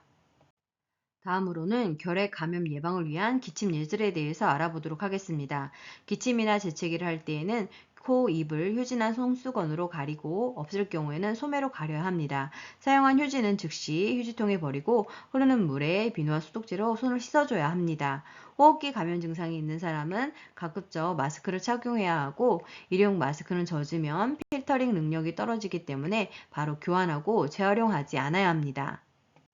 요양보호사의 활동을 살펴보면 요양보호사는 자신이 돌보는 대상자에게 감염성 질환이 생긴 것으로 의심이 되면 기관에 보고하고 감염성이 없다고 판정될 때까지 격리해야 합니다. 그리고 평소에 없던 이상 증상이 나타났을 때에는 시설장이나 관리 책임자에게 신속하게 보고해야 합니다. 다음으로는 심혈관계의 노화에 따른 특성에 대해서 알아보도록 하겠습니다. 이 부분도 시험 문제 출제가 잘 되었습니다. 심장은 나이가 들면서 근육이 두꺼워지고 탄력성은 떨어지게 되는데요. 그래서 최대의 심박출량과 심박동수가 감소하게 됩니다. 말초 혈관으로부터 심장으로 돌아오는 혈액순환이 감소하게 되고 저항이 증가하는 것을 볼 수 있습니다. 누워있다가 갑자기 일어나거나 소변을 보기 위해 앉았다 일어나는 등의 체위 변화에 따른 기립성 저혈압이 발생할 수 있고 정맥의 약화로 하지에 부종이 있게 되고 정맥류, 항문에 치질이 생길 수 있습니다. 다음으로는 심혈관계의 주요 질환, 고혈압에 대해서 알아보도록 하겠습니다. 혈압은 심장에서 뿜어내는 혈액이 혈관벽에 미치는 압력인데요. 최고 혈압은 심장에서 피를 짤 때의 압력을 말하는 것으로 수축기 혈압이라고 하고, 최저 혈압은 심장이 늘어나면서 피를 가득 담고 있을 때의 압력으로 이완기 혈압이라고 합니다. 혈압의 변화는 음식을 섭취한다든가 음주, 통증, 혈압을 측정하는 시간, 몸의 자세, 정신적인 긴장, 신체 활동, 감정, 계절 등에 따라 달라질 수 있으며 가장 이상적인 혈압은 120에 80, mmHg로 120이 수축기 혈압이고 80이 이완기 혈압이 되겠습니다. 고혈압은 140에 90 mmHg 이상인 경우를 말하게 되는데 고혈압의 종류를 살펴보면 본태성 고혈압, 즉 1차성 고혈압은 발생 원인은 밝혀지지 않았지만 유전, 흡연, 과도한 음주, 스트레스, 과식, 짠 음식, 운동 부족, 비만 등과 같은 많은 요인으로 생기는 것으로 보고되고 있습니다. 전체 고혈압의 90에서 95%가 본태성 고혈압입니다. 두 번째로는 속발성 2차성 고혈압이 있게 되는데 이것은 다른 질병의 합병증으로 발생한 고혈압으로 심장병, 신장질환, 내분비 질환의 일부, 임신 중독증과 같은 질병이 원인이 되어서 고혈압이 발생하는 것을 말합니다. 전체 고혈압 환자의 5에서 10%를 차지하고 있습니다. 고혈압 약물 치료에 대한 편견들을 갖고 있는데요. 이 부분이 시험 문제 출제가 되고 있습니다. 편견 첫 번째는 증상이 없으면 치료하지 않아도 된다입니다. 아닙니다. 증상이 없어도 혈압이 높으면 치료해야 합니다. 두 번째는 두통 등의 증상이 있을 때만 약을 먹는다 라고 알고 있는데 고혈압은 증상이 없는 경우가 대부분이기 때문에 의사의 처방이 있으면 계속 약을 먹어야 합니다.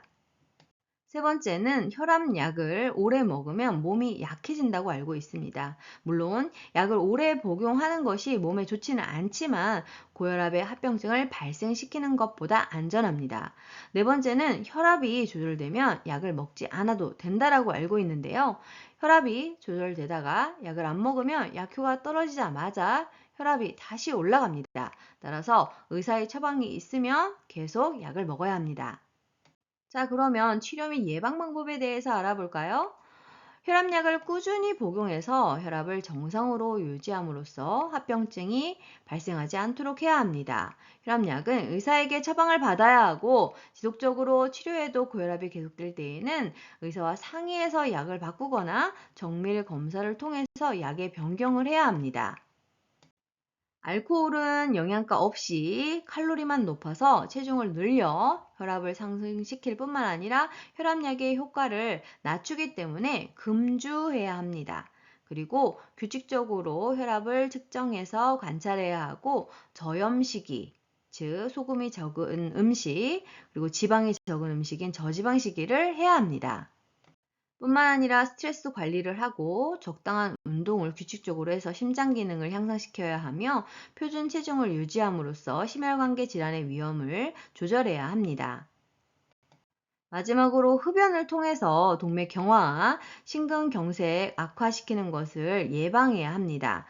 고혈압 완화에 좋은 운동으로는 걷기, 빨리 걷기, 조깅, 자전거 타기, 계단 오르기, 등산, 수영 등이 있는데 하루에 30분에 60분, 일주일에 3에서 5일, 속옷에 땀이 별 정도, 약간 숨이 찰 정도로 하면 되겠습니다.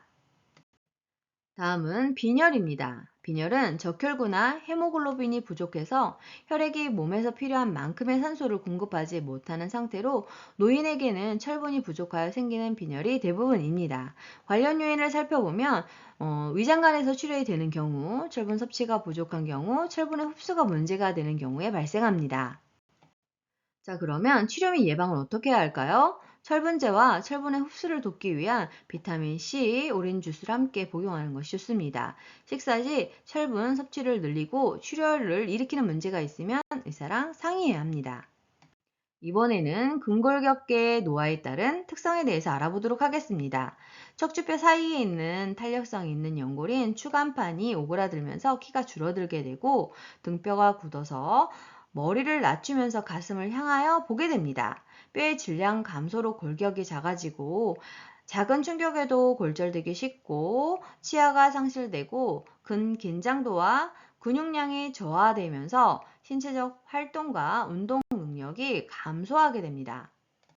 뿐만 아니라 호흡기계 노화로 산소를 유용하게 사용하지 못하여 근육 경련과 근육 피로를 자주 느끼게 되고 인대 등이 탄력성을 잃게 되면서 관절 운동에 제한을 받게 되고 어깨는 좁아지고 골반은 커지게 됩니다.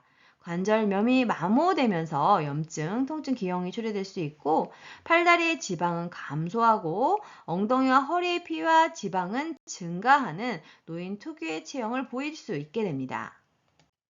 다음으로는 골다공증입니다. 뼈 세포가 상실되고 골밀도가 낮아져서 골절이 발생되기 쉬운 상태를 말하는 것으로 관련 요인을 살펴보면 폐경 등 여성 호르몬 부족과 저체중, 운동 부족, 40세 이후의 골절 경험 등이 해당됩니다. 그 밖에도 칼슘 섭취가 부족되거나 3개월 이상 부신피질 호르몬 요법을 받거나 장기적으로 혈전 예방 약물인 아스피린과 헤파린을 복용했을 때, 흡연, 음주, 카페인의 과다 섭취를 했을 때, 체중 10% 이상의 무리한 다이어트를 했을 때 발생할 수 있습니다. 자, 그럼 어떻게 치료하고 예방해야 할까요? 칼슘의 충분한 섭취를 해야 하고 호르몬 치료를 받을 수 있습니다. 적당 체중을 유지해야 하고 근육과 뼈에 힘을 주는 체중 부하 운동인 걷기를 하는 것이 도움이 됩니다. 그 밖에도 음식과 약물로 비타민 D를 섭취하고 햇볕을 쬐면 비타민 D가 생성이 됩니다. 술은 성 호르몬을 감소시킬 뿐만 아니라 뼈 생성을 억제하기 때문에 금주할 필요가 있고 흡연은 뼈가 약해지기 때문에 금연을 해야 합니다. 이번에는 비뇨기계, 생식기계의 노화에 따른 특성에 대해서 알아보도록 하겠습니다. 우선 여성 노인입니다. 여성은 호르몬 감소로 난소가 작아지고 기능도 점차 감퇴됩니다. 질벽은 얇아지고 탄력성은 적어지고 윤활작용이 감소되면서 성교가 어려워지고 성교 시 통증이 있으나 성적 욕구가 감소되지는 않습니다. 유방의 근육 위축과 함께 가슴은 처지고 작아지고 질의 수축 및 분비물 저하로 지렴이 발생하기 쉽고 빈뇨증, 요실증, 야뇨증이 생기기 쉽습니다. 다음은 남성 노인입니다. 남성 호르몬 감소로 동맥 혈관의 변화가 일어나면서 음경이 발기되는데 더 많은 자극이 필요하고 오래 걸립니다.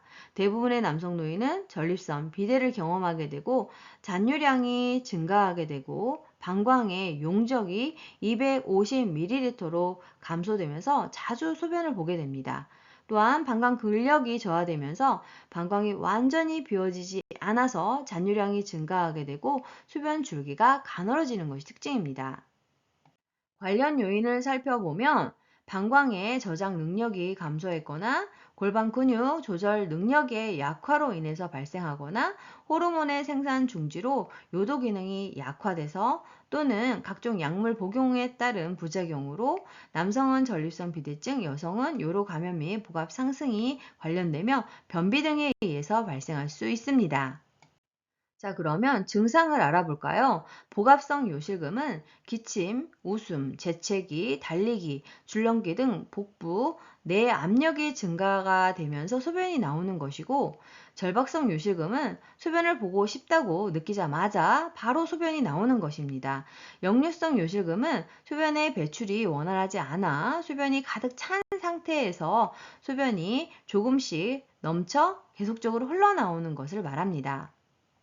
자, 그럼 치료 및 예방 방법은 어떤 것일까요? 발생 원인에 따라서 약물 요법이나 수술 치료를 해야 하고 골반 근육 강화 운동을 하는 것이 도움이 되는데 케겔 운동이라고 하며 복압성 요실금 치료 방법입니다. 그리고 충분한 수분 섭취로 방광을 기능을 유지할 수 있도록 해줘야 하고 식이섬유소가 풍부한 채소와 과일 섭취로 변비를 예방해야 합니다.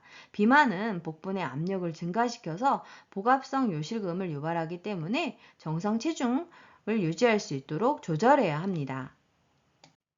다음은 전립성 비대증입니다.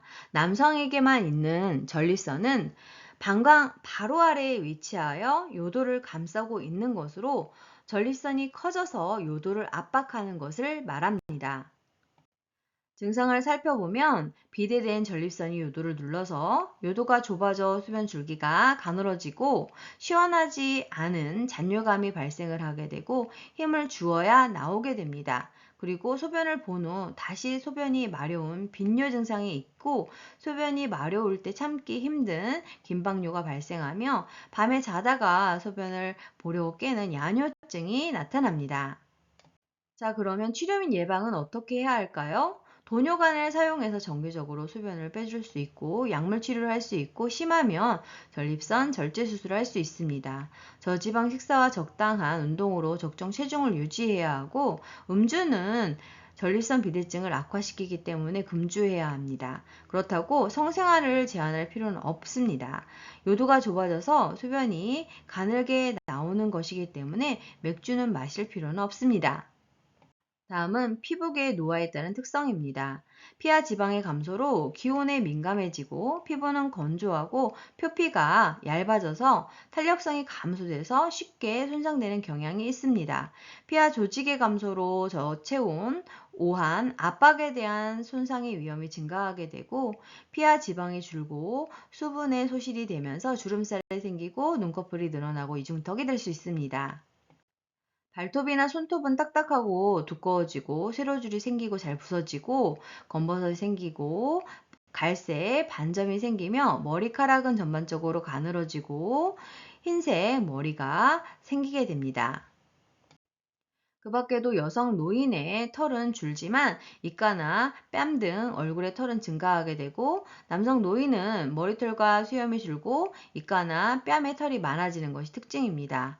그리고 노인들에게서는 특별한 원인이 없이 가려움증, 통증, 지각 이상이 나타날 수 있고 노인의 각질층, 피부 가장 바깥층은 수분 함유량이 적기 때문에 가려움증, 수양증이 밤과 겨울철에 심하게 나타날 수 있습니다. 상처의 회복에 지연이 있게 되고 궤양이 생기기 쉽습니다. 관련 요인을 살펴보면 오랫동안 누워있는 와상 상태이거나 체위 변경에 어려움이 있다거나 체중으로 압박받는 부위가 뼈에 튀어나온 곳에 지속적으로 압력을 받게 된다든가 영양 부족, 체중 감소, 근육 위축, 피하 지방 감소 등으로 인해서 완충지대가 감소됐을 때 발생할 수 있습니다. 그 밖에도 요실금, 변실금 등 습기로 인한 피부 손상이 있다거나 대상자를 잘못 들어 올리거나 침대에서 잘못 잡아 끌어 약한 부위의 피부가 벗겨져서 생길 수 있습니다. 자, 그러면 치료 및 예방은 어떻게 할까요? 피부 상태를 매일 점검하고 붉게 변한 부위가 있는지 확인하는데요. 자세를 바꾸어도 붉은빛이 계속되면 욕창일 가능성이 높습니다. 특정 부위에 압력이 집중되지 않도록 침대에서는 적어도 2시간마다, 의자에서는 1시간마다 자세를 바꿔줘야 합니다. 이동을 할 때에는 피부가 밀리지 않도록 주의해야 합니다. 젖은 침대 시트는 바로 교체를 해야 하고 이물질이 묻어 있을 때에는 부드러운 천이나 자극이 적은 비누, 미지근한 물을 사용해서 씻고 말려줘야 하고 시트의 주름이 욕창 발생을 시키기 때문에 주름을 펴줘야 하며 뼈 주위를 보호하고 무릎 사이에는 베개를 끼워서 마찰을 방지해야 합니다. 신체의 약한 부위에 압력이 가는 것을 덜어줄 특수 매트리스와 베개를 대어줘야 하고 청골 부위 욕창 예방을 위한 도넛 모양의 베개를 사용하는 경우가 있으나 이는 오히려 압박을 받는 부위의 순환을 저해할 수 있기 때문에 삼가해야 합니다. 그리고 뜨거운 물 주머니는 피부에 화상을 입을 수 있기 때문에 조심해야 합니다. 또한 순하고 부드러운 비누와 미지근한 물로 닦아주고 완전히 마르게 두드려주는 것이 좋습니다. 파우더는 화학 물질이 자극할 수 있고 땅구멍을 막을 수 있기 때문에 사용을 금해야 합니다. 몸에 꽉 끼는 옷과 단추 달린 스커트나 바지는 입지 않아야 하고 손톱은 짧게 자르며 단백질 등의 영양분을 공급해야 합니다. 다음은 옴입니다. 옴은 옴 진드기가 정상 체온의 표면에서 굴을 뚫어서 그 속에 서식하며 피부병을 유발하는 질환으로 주로 밤에 굴을 만들게 되고 소화액 분비로 알레르기 반응이 생기면서 가렵고 진드기와 알이 가려워서 긁을 때 손톱에 묻어서 다른 사람에게 감염이 되는 것으로 손가락 사이, 팔이 접히는 부분, 가슴 발등, 겨드랑이 팔꿈치, 생식기 엉덩이 등에 발생합니다. 치료 및 예방 방법을 보면 장갑과 가운을 착용하고 얼굴과 목에서 발끝까지 전신에 치료용 연고를 발라줘야 합니다. 마비가 있는 경우에도 수축되거나 굴곡된 부위를 빠뜨리지 않고 발라줘야 하고 옴 진드기가 가장 활동적인 밤에 약을 바르고 다음날 아침에 씻어줘야 합니다. 언제 바르고 언제 씻는지 중요합니다. 신체 접촉이 있었던 모든 사람은 증상 유무에 관계없이 동시에 함께 치료하는 것이 중요하며 일주 후에 다시 발라야 합니다. 그리고 완치 여부를 확인하기 위해 2주 후에 병원을 방문하고 옴 진드기에 오염된 것으로 생각되는 사람이나 친구 옷, 수건 등과의 접촉을 금해야 되며 내복과 친구는 항옴 진드기 약을 바르는 날은 같은 것을 사용한 후 뜨거운 물로 10분에서 20분간 세탁하고 세탁 후 3일 이상 사용하지 않아야 합니다. 세탁이 어려운 경우에는 3일간 햇볕을 널거나 다리미로 달인 후 사용해야 하고 다른 사람의 것과 분리 세탁해야 합니다. 다음은 감각기계의 노화에 따른 특성에 대해서 알아보도록 하겠습니다. 먼저 시각입니다. 나이가 들면서 지방이 감소되고 눈꺼풀이 처지게 되고 눈이 깊게 들어갑니다. 눈썹은 회색으로 변하고 눈썹은 거칠어지고 남녀 모두 가늘어집니다. 결막은 눈꺼풀의 안쪽을 말하는 것으로 얇아지고 누렇게 변하고 눈 자극감, 불편, 궤양이 생길 수 있습니다. 눈물의 양이 감소하여 건조해지고 눈이 뻑뻑하여 불편감이 있을 수 있고 공막, 안구의 대부분을 싸고 있는 흰색의 막에 갈색점이 생기게 됩니다. 각막은 홍채와 동공을 보호하는 투명한 막으로 각막 반사가 저하되어서 손상이나 감염에 둔감해지게 되고 각막 주변에 누르스름한 지방 침전물이 생기게 됩니다. 또한 색의 식별 능력이 떨어져서 같은 계열의 색을 잘 구별하지 못하게 되고 특히 수정체, 무색 투명한 렌즈 모양의 빛을 모아주는 역할을 하는 수정체가 노란색으로 변화하는 황화 현상으로 인해서 보라색, 남색, 파란색의 구분에 어려움이 발생을 하게 됩니다. 또한 망막과 신경계의 변화에 의해서 가까운 물체에 초점을 맞추는 능력이 상실되는 노안이 발생합니다. 그 밖에도 동공의 지름이 줄어들어서 밝은 것을 좋아하게 되고 눈부심이 증가하고 시력 저하, 빛 순응에 어려움이 나타납니다. 다음은 청강의 노화에 따른 특성입니다. 귓바퀴의 연골이 계속 형성되고 피부 탄력성이 상실되면서 귓바퀴가 커지고 늘어나게 됩니다. 외이도의 가려움증과 건조증이 증가하게 됩니다. 또한 귓바퀴의 끝은 거칠고 털로 덮여 있으면서 이관이 내측으로 위축되어 좁아지는 경향이 있게 되고 귀지가 더욱 건조해지고 귀지가 외이도를 폐쇄하게 할 수도 있습니다. 고막이 두꺼워지고 음의 전달 능력이 감소하게 되며 고음부터 상실을 하게 됩니다. 또한 소리의 감수성과 평형 유지에 문제가 생길 수 있고 노인성 난청이 남성에게 흔하게 나타날 수 있습니다. 귀 질환이 없어도 귀에서 들리는 주관적인 느낌이 이명이 들릴 수 있고 그래서 모든 사람이 중얼거린다고 불평하거나 넓은 홀에서나 전화 걸 때 더 듣기 어렵다고 할 수 있습니다. 다음은 미각의 노화에 따른 특성입니다. 혀의 유두가 위축되면서 돌기의 미레수가 기능이 감소하게 됩니다. 그래서 신맛과 쓴맛은 더 잘 감지하게 되고 단맛과 짠맛을 감지하는 미래의 기능은 점차 떨어지게 됩니다. 뿐만 아니라 구강 점막의 재생이나 생성이 어려워지게 되고 입과 입술 근육의 탄력성은 떨어지고 침 분비량은 줄어들고 후각이 무뎌져서 식욕에 변화가 오게 됩니다. 그리고 맛에 대한 감지 능력이 저하돼서 조미료를 많이 넣은 음식을 좋아하게 됩니다. 촉각의 변화를 살펴보면 노인은 접촉의 강도가 높아야 접촉감을 느낄 수 있게 되고 통증에 대한 민감성이 감소하여 둔감한 반응을 보이게 됩니다. 자, 그러면 감각기계 주요 질환에 대해서 알아보도록 하겠습니다. 녹내장은 안압, 눈의 압력의 상승으로 인해서 시력이 점차 약해지는 질환으로서 증상을 살펴보면 가장 특징적인 것이 좁은 시야입니다. 그리고 눈에 이물감이 들게 되고 안구의 통증과 두통, 구역질 심하면 실명에 이를 수 있습니다. 다음으로는 녹내장 대상자의 일상생활 주의사항에 대해서 알아보도록 하겠는데요. 이 부분이 37회 국가고시에 출제가 되었습니다. 자, 같이 볼까요? 첫 번째, 목이 편한 복장을 입어야 합니다. 목에 조이는 옷을 입게 되면 혈압이 올라가게 되고 안압도 올라가게 되죠. 두 번째, 담배를 끊고 세 번째, 술은 한두 잔 정도 줄이고 네 번째, 피가 머리 쪽으로 몰리는 자세인 물구나무 서기, 복압이 올라가는 운동이 잇몸 일으키기 등은 안압을 올릴 수 있기 때문에 피해야 합니다. 다섯 번째로 고개를 숙인 자세에서 장시간 독서하거나 작업하는 것은 피해야 하겠습니다. 여섯 번째로 마음을 편하게 하고 흥분하지 않아야 되고 일곱 번째 기온 변화에 유의하고 특히나 녹내장은 추운 겨울이나 무더운 여름에 발작하기 쉽습니다. 여덟 번째로 한눈에 녹내장이 있으면 다른 눈에도 발생할 가능성이 있기 때문에 두 눈을 모두 정기검사를 받아야 하겠습니다. 다음은 백내장입니다. 백내장은 수정체가 혼탁해져서 빛이 들어가지 못해서 시력 장애가 발생하는 질환으로 눈동자에 하얗게 백태가 껴서 뿌옇게 보이거나 잘 안 보이는 것이 특징입니다.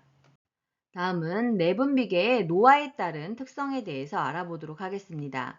일반적으로 뇌하수체, 부신 등은 노화에 따른 변화가 크지 않지만 당 대사 및 갑상선 분비 호르몬, 에스트로겐 분비는 노화에 따라 감소하게 됩니다.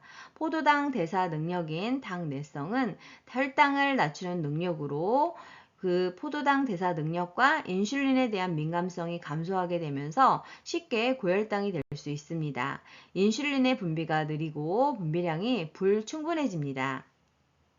또한 공복 혈당이 상승하고 갑상선의 크기가 줄어들면서 호르몬 분비량도 약간 감소하게 되고 근육 질량이 감소하면서 기초 대사량이 감소하게 됩니다. 자, 그러면 내분비계의 주요 질환에 대해서 알아볼까요? 당뇨병은 혈당, 포도당 수치를 조절하는 인슐린이 분비되지 않거나 분비가 부족한 경우에 생기는 것으로 포도당이 세포 내로 들어가지 못해 혈중 포도당 수치가 올라가서 소변에 당이 섞여 나오는 질환입니다. 관련 요인으로는 과식, 비만, 운동 부족, 스트레스 유전이 있습니다. 증상을 살펴보면 갈증이 증가하는 다음증, 소변을 많이 보는 다뇨증, 배가 자주 고프고 많이 먹게 되는 다식증, 그럼에도 불구하고 체중이 감소합니다. 두통, 흐릿한 시력, 발기부전 등이 증가할 수 있고 질 분비물 및 질 감염이 증가하며 상처 치유가 지연되고 감각 이상이 발생할 수 있습니다. 감염 등이나 식사량 증가, 활동량 감소 등에 의해서는 고혈당이 발생할 수 있고 식사량 감소 및 활동량 증가 등으로 인해서 저혈당이 나타날 수 있습니다. 저혈당이 나타났을 때에는 땀을 많이 흘리거나 두통, 시야가 몽롱하고 배고픔, 어지러움을 느낄 수 있습니다. 이때에는 빠른 대처를 해야 하는데 방치했을 경우 뇌손상이 발생할 수 있습니다. 자, 그러면 당뇨병은 어떻게 치료하고 예방해야 할까요? 첫 번째로 식이요법을 해야 합니다. 균형 있는 식사를 통해서 표준 체중을 유지해야 하고, 세 번 규칙적으로 식사를 해야 하고, 반찬은 싱겁게 식단을 세워서 실행을 해야 합니다. 저콜레스테롤 시기를 기본으로 해서 육류보다는 곡류, 콩, 과일, 야채 등 고섬유질 음식을 섭취할 필요가 있고, 단당류가 많이 들어있는 음식이나 술의 섭취는 제한하는 것이 필요합니다. 그리고 운동요법을 실시해야 하는데요. 매일 규칙적으로 할 수 있는 쉬운 운동을 무리하지 않게 해야 하고, 공복 시 운동을 하거나 장기간 등산 시에는 저혈당에 대비하는 것이 필요합니다. 혈당이 조절되지 않으면 의사와 상의한 후 운동량을 조절해야 합니다. 보통 식후 30분이나 1시간 경에 혈당이 오르기 시작하기 때문에 하루에 최소 30분, 일주일에 5회 이상 운동을 이 시기에 하는 것이 필요합니다. 그리고 혈압이 높을 경우에는 혈압을 조절한 후에 혈당이 300mg/dL 이상인 경우에는 혈당 조절을 한 후에 운동을 시작해야 합니다. 식이요법과 운동요법으로 조절이 되지 않은 대상자는 약물요법을 실시해야 되고 인슐린 투여가 이루어져야 합니다. 이때 인슐린 주사약은 입으로 복용하면 위장관 파괴로 인해서 문제가 되기 때문에 반드시 주사로 주입해야 합니다. 당뇨병 대상자의 발관리 원칙이 출제가 되고 있는데요. 혈당과 혈압 관리를 하고 주의 깊게 발을 관찰하고 발을 씻고 말리고 발 건조를 예방하고 양말을 착용하고 발톱을 일자로 잘라주고 금연을 통해서 혈액순환을 돕고 차갑거나 뜨거운 곳의 노출을 금지해야 합니다. 다음은 선망입니다. 선망은 의식 장애로 인해서 주의력의 저하뿐만 아니라 감정, 정서, 사고, 언어 등 인지기능 전반의 장애와 정신병적 증상이 나타나는 것을 말하는데요. 이것의 특징은 수시간 내지 수일에 걸쳐 급격하게 발생을 하고 또 보통 며칠간 지속되지만 몇 주 혹은 몇 달까지 지속되기도 합니다. 증상의 기복이 심한 것이 특징입니다.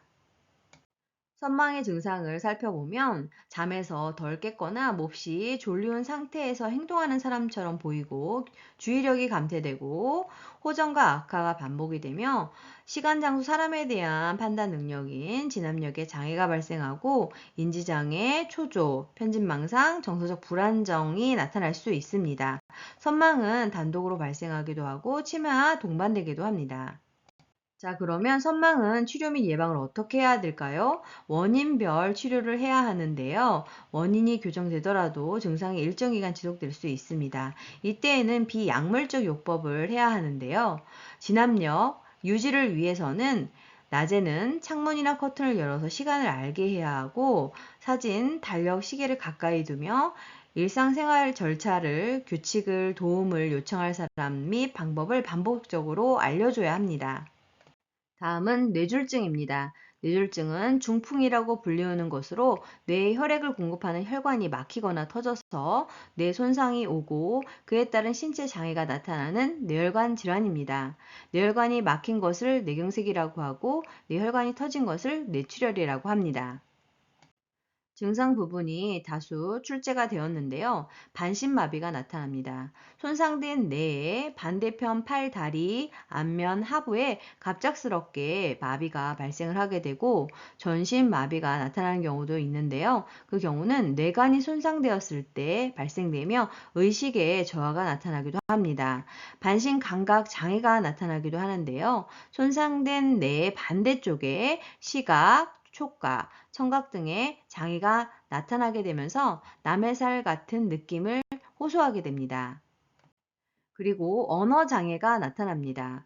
좌측 뇌가 손상되었을 경우에 우측 마비와 함께 실어증이 발생을 하게 되고 발음이 무정확하고 마치 술 취한 사람처럼 어눌한 발음으로 말을 하게 됩니다.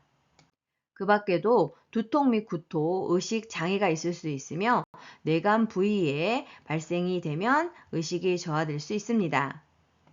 그리고 손의 손상 시에는 메스껍고 토하는 증상과 함께 몸에 불균형이 발생될 수 있고 운동 실조증이 나타날 수 있는데요. 보통 손해에 뇌졸중이 발생했을 때 술 취한 사람처럼 비틀거리고 한쪽으로 자꾸 쓰러지려 하고 물건을 잡으려고 할 때 정확하게 잡지 못하게 됩니다. 뿐만 아니라 한 개의 물체를 보는데 두 개로 보이는 복시나 시야의 한 귀퉁이가 어둡게 보이는 시야장애가 발생하고 음식이나 물을 삼키기 힘든 연화곤란이 올 수 있습니다.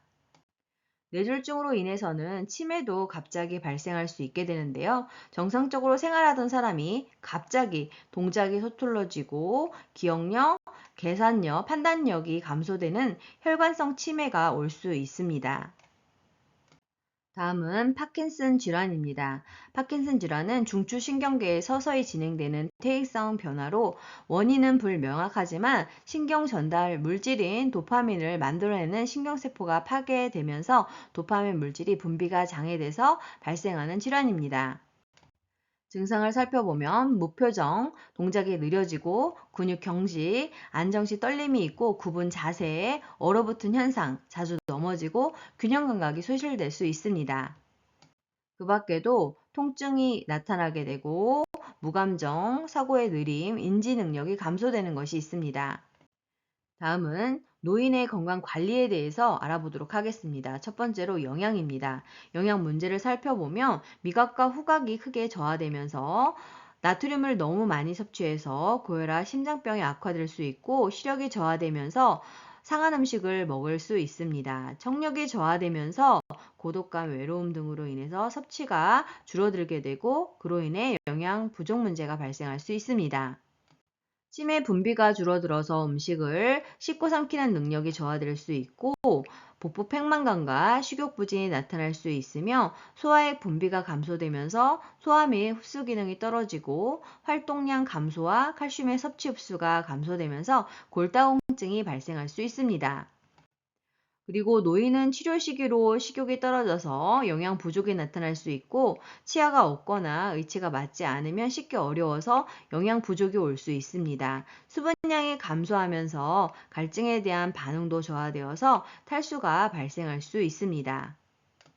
뿐만 아니라 치매로 인해서 인지기능 저하로 음식을 과도하게 섭취하거나 너무 음식을 적게 섭취하는 문제가 발생할 수 있고 여러 가지 심리적인 이유로 식욕이 줄어들어서 영양 결핍이 초래될 수 있고 독거노인이나 사회적으로 고립된 노인은 영양 섭취가 불량할 수 있습니다. 자, 그러면 어떻게 영양 관리해야 할까요? 이상적인 체중을 유지해야 하고 하루 3끼 식사를 규칙적으로 해야 하며 단백질 필요량을 체중 1kg당 1g으로 해야 합니다. 특히나 동물성 단백질은 1kg당 0.5에서 0.6g만으로 충분하기 때문에 그 적정량을 섭취해야 합니다. 식물성 위주로 단백질을 섭취할 때에는 부족한 아미노산을 보충해야 하고 칼슘 섭취를 위해서 노력하고 칼슘의 흡수를 위해 비타민 D를 섭취해야 합니다. 고혈압, 심장병 예방을 위해서 염분 섭취를 줄여야 하고 변비 예방을 위해서 풍부한 야채와 과일 섭취를 해야 합니다. 육류는 기름을 제거하고 동물성 지방 섭취를 줄여야 하겠습니다. 그 밖에도 콩이나 우유 제품을 매일 섭취하며 황산화 물질인 해조류, 버섯류, 채소, 과일류를 자주 섭취하고 먹을 만큼만 음식은 준비하고 만든 지 오래된 음식은 먹지 않으며 금기가 아니라면 물은 충분히 마시는 것이 좋습니다. 자, 그러면 음식을 싱겁게 먹기 위한 조리법에 대해서 알아볼까요? 식초, 겨자, 후추, 파, 마늘, 양파, 참깨 등을 사용하면 되고 간장, 고추장, 된장은 평소에 3분의 2만 사용하면 됩니다. 그리고 음식이 뜨거울 때 간을 맞추지 않아야 하고 국물을 만들 때 마른 새우, 멸치, 표고버섯 등을 사용해서 소금의 양을 줄이도록 노력해야 합니다. 그리고 배추김치, 간장, 된장 등에는 소금이 많이 있으니 섭취할 때 주의해야 합니다. 자, 그러면 수분 섭취를 제한해야 하는 질병에는 어떤 것들이 있을까요? 간경화가 해당되고 심부전증일 때에는 심장 부담을 줄 수 있기 때문에 하루에 1리터 이내로 마셔야 합니다. 심부전증일 때에는 심장에 부담을 줄 수 있어서 갈증이 날 때만 의사가 권고한 양의 물을 마셔야 합니다. 그 밖에도 부신 기능 저하증일 때 전신 부종이 유발될 수 있기 때문에 제한해야 하고 심한 갑상선 기능 저하증 시 수분 배출이 안 되기 때문에 제한해야 합니다. 자, 다음으로는 운동 문제에 대해서 알아보도록 하겠습니다. 심장 근육이 두꺼워져서 탄력성이 떨어지고 심장 근육의 수축을 하는 힘이 감소해서 활동할 때 쉽게 피곤해지게 됩니다.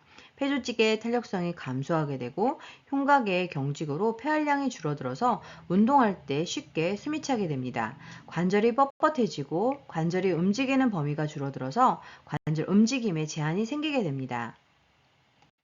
또한 자극에 대한 반응이 줄어들고 균형 및 조정 능력이 떨어져서 잘 넘어지게 됩니다. 시력이 감퇴되면서 걸려 넘어질 위험이 있어서 운동을 꺼리게 되며 시간과 비용 낭비라는 생각에 운동을 덜하게 됩니다. 자, 그러면 어떻게 운동 관리해야 할까요? 현재 운동 수준을 평가해야 하고, 운동 금기 질환과 투약 사항을 확인해야 합니다. 스트레스를 해소하기 위해 운동이 필요하며, 운동을 할 때에는 시원하고 바람이 잘 통하고 땀을 흡수하는 옷을 입고 운동을 해야 합니다. 그 밖에도 낮은 수준으로 시작을 해서 상태를 보면서 점차 강도를 올려야 하고 적어도 10분 이상 준비 운동을 해서 유연성을 높여서 근육 손상을 방지해야 합니다. 저강도의 운동으로 시작을 해서 근육 피로나 호흡 곤란, 협심증, 부정맥, 혈압 변화 등에 주의를 해야 합니다. 뿐만 아니라 운동의 강도, 기간, 빈도를 서서히 증가시켜야 하고 안정시에 심박동수로 돌아올 때까지 마무리 운동을 해야 합니다. 운동하는 중간중간에 충분히 휴식을 해야 하고 개인의 능력에 맞는 운동을 해야 합니다. 빠르게 방향을 바꿔야 하는 운동이나 동작은 금해야겠습니다. 그래서 수면 관리 방법을 살펴보면 매일 아침 일정한 시간에 일어나야 하고 카페인이 함유된 음료를 줄이거나 오후에는 금해야 하고 금주 금연해야 합니다. 숙면이 어려워질 수 있기 때문에 과식을 저녁에는 하지 않아야 하고 공복감으로 잠이 안 오는 경우에는 따뜻한 우유를 마시며 편한 잠옷을 입고 자야 합니다. 그리고 침실의 온도, 소음 조절, 적합한 친구 마련을 통해서 잠자리를 편안하게 해야 하고 취침 시간이 너무 길면 오히려 불면증이 올 수 있기 때문에 일정한 시간에 잠자리에 들어야 합니다. 늦게까지 텔레비전을 시청하는 등 지나치게 집중하는 일을 하지 않아야 합니다. 코를 고는 사람이 있을 때에는 수면을 방해할 수 있기 때문에 수면 문제가 해결될 때까지 다른 방을 사용하는 방법이 있고 수면제나 진정제를 장기 복용하지 않아야 하며 매일 규칙적으로 적절한 양의 운동을 하고 낮잠을 자지 않아야 합니다. 다음은 성 문제입니다. 여성 노인은 호르몬과 관련된 변화를 경험하게 되는데 에스트로겐 분비가 감소하면서 질 조직이 얇아지고 탄력성이 약해지고 분비물이 감소하게 됩니다. 이러한 변화로 성교 시의 불편감과 통증이 증가하게 되고 남성 노인은 성적 자극에 반응이 지연됩니다. 그래서 배우자 중 한 사람이나 부부 모두가 질병이 있을 때에는 성기능 감소가 나타날 수 있습니다. 그리고 노인이 복용 중인 질병 치료제가 정상적인 성활동을 방해할 수 있고 당뇨병 노인은 발기부전을 경험할 수 있습니다. 또한 관절염 대상자의 통증은 성적 활동에 방해가 되고 통증을 완화하기 위한 항염증성 약물도 성적 욕구를 감소시킬 수 있습니다. 그리고 심장질환을 가진 모든 노인에게 선교시 심장마비가 오는 것은 아니지만 심장마비를 경험한 노인은 주치의와 상의를 해야 합니다. 그리고 성생활은 뇌졸중 재발과 관련이 없기 때문에 뇌졸중 노인의 성생활을 막을 필요는 없습니다. 다만 체위 변화에 도움이 되는 기구로 취약점을 보완해서 성생활을 할 수 있습니다. 그리고 자궁 적출술과 유방 절제술을 한 여성 노인은 스스로 덜 여자 같다고 느끼지만 성기능에 변화가 있지는 않습니다. 또한 전립선 절제술은 발기하는 데 문제를 유발하지 않고 과도한 알코올의 섭취는 여성에서는 오르가즘이 지연되고 남성에서는 발기지연이 나타날 수 있기 때문에 과도한 알코올 섭취를 하지 않아야 합니다. 뿐만 아니라 강심제, 이뇨제, 항고혈압제, 신경안정제, 항진정제 등은 남성, 여성 모두에게 성 문제를 유발하기 때문에 투여 약물 변경 등으로 문제를 해결할 수 있습니다. 그리고 일부 항파킨슨 약물 치료제는 성적 욕구를 높여주지만 성생활 수행 능력까지 반드시 높여주는 것은 아닙니다. 자, 그러면 노인의 약물 사용 방법에 대해서 알아볼까요? 이 부분은 출제가 많이 되었습니다. 복용하던 약을 의사의 처방 없이 중단을 하면 안 됩니다. 중단을 하려면 먼저 의사와 상담을 해야 하고 처방을 무시하고 임의로 조절해서 정해진 약보다 적게 복용하거나 많이 복용해서는 안 됩니다. 술과 함께 약을 먹게 되면 효과가 떨어지고 부작용이 나타날 수 있습니다. 증상이 비슷하다고 해서 다른 사람에게 처방된 약을 먹거나 자기 약을 남에게 주면 안 되고 약국을 지정해서 다니는 것이 좋으며 약물의 효능 중복이나 부작용을 막기 위해서 처방전을 보관하는 것이 좋습니다. 그리고 복용 중인 약물과 약물 알레르기에 대해서 반드시 알고 있어야 합니다. 그리고 진료 후에는 이전 처방약을 이어서 복용하지 않아야 하고 반드시 가장 최근의 처방약을 복용해야 합니다. 이전 처방약이 많이 남은 경우에는 의사에게 확인을 해야 하고 약 복용 시간을 준수해야 합니다. 또한 약이 쓰다고 다른 것과 함께 복용하면 안 되고 우유, 녹차, 커피 등 카페인 음료와 함께 복용하면 약의 흡수가 방해되기 때문에 미지근한 물과 함께 복용하는 것이 좋습니다. 또한 약을 자몽 주스와 함께 복용하게 되면 고혈압, 고지혈증의 부작용이 증가하기 때문에 같이 섭취하지 않아야 합니다. 철분제는 오렌지 주스와 함께 복용하면 흡수가 잘 되기 때문에 같이 복용해야 합니다. 그리고 약을 삼키는 것이 힘들다고 해서 쪼개서 복용하면 안 되는데요. 분할선이 있는 약만 쪼개서 복용할 수 있습니다. 분쇄 불가 약제에는 장용 코팅제가 있고 쪼갰을 경우 약효 저하가 나타날 수 있고 서방제는 부작용이 증가할 수 있습니다. 삼키기 힘든 대상자의 약이 분쇄할 수 없는 약이라면 처방을 변경해 달라고 요청해야 합니다. 자, 그러면 약 복용을 잃어버렸을 때 어떻게 해야 될까요? 그 다음 복용 시간에 2배로 복용하면 안 됩니다. 약 복용 시간을 놓쳤다면 생각난 즉시 복용을 해야 합니다. 그리고 다음 복용 시간에 가까워진 때에는 다음 복용 시간에 복용하면 되겠습니다. 그리고 건강기능식품도 의약품은 아니지만 의사 약사와 충분히 상의한 후 복용을 해야 하고 건강복용식품과 복용약 상호작용이 있을 수 있기 때문에 주의사항을 확인하고 적당량만 복용해야 합니다. 다음은 금연에 대해서 알아보도록 하겠습니다. 금연 후 시간 경과에 따른 신체적 변화가 국시에 출제가 되었는데요. 금연 2분 뒤에는 혈액순환이 좋아지게 되고 손발 체온이 정상으로 돌아오고 8시간 뒤에는 혈중 이산화탄소와 산소의 양이 정상으로 회복되기 시작합니다. 24시간 뒤에는 심장 발작 위험이 줄어들게 되고 48시간 뒤에는 후각과 미각이 향상되며 기도 점막의 감각 끝부분이 되살아나기 시작합니다. 2주에서 3개월이 지나게 되면 폐기능 30%가 회복되고 혈액순환이 좋아지고 3개월 이상이 되면 정자수가 증가하고 성기능이 향상됩니다. 1년 뒤에는 심장병 발생 위험이 절반으로 줄어들게 되고 5년에서 10년 뒤에는 폐암으로 사망할 확률이 흡연자의 절반으로 감소하게 되고 10년 이상이 되었을 때에는 기대 수명이 금연 전보다 10년에서 15년 늘어나게 됩니다. 이번에는 예방접종, 종류와 주기에 대해서 알아보도록 하겠습니다. 이 부분도 시험 문제에 많이 출제가 되었는데요. 파상풍과 디프테리아 100일에는 1차 접종인 디프테리아 파상풍 100일에를 접종하고 이후 10년마다 파상풍과 디프테리아를 추가 접종해야 합니다. 인플루엔자는 매년 1회 접종을, 폐렴구균과 대상포진은 65세 이상에서 1회 접종을 하는 것을 권장하고 있습니다. 지금부터는 요양보호 업무의 기록 및 보고에 대해서 요점 정리를 하도록 하겠습니다. 문제 번호는 32번에서 33번입니다.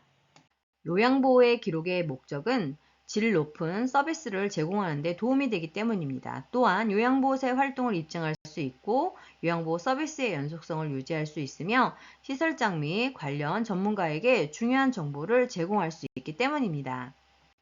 뿐만 아니라 서비스의 내용과 방법에 대한 지도 관리에 도움이 되고 의사소통을 원활하게 할 수 있으며 요양보호 서비스의 표준화와 요양보호사의 책임성을 높일 수 있습니다. 자, 그럼 요양보호 기록의 종류에 대해서 알아볼까요? 상담 일지에는 상담 내용 및 결과가 들어가야 하고 욕구 사정에는 대상자의 욕구 사정 내용이 들어가야 합니다.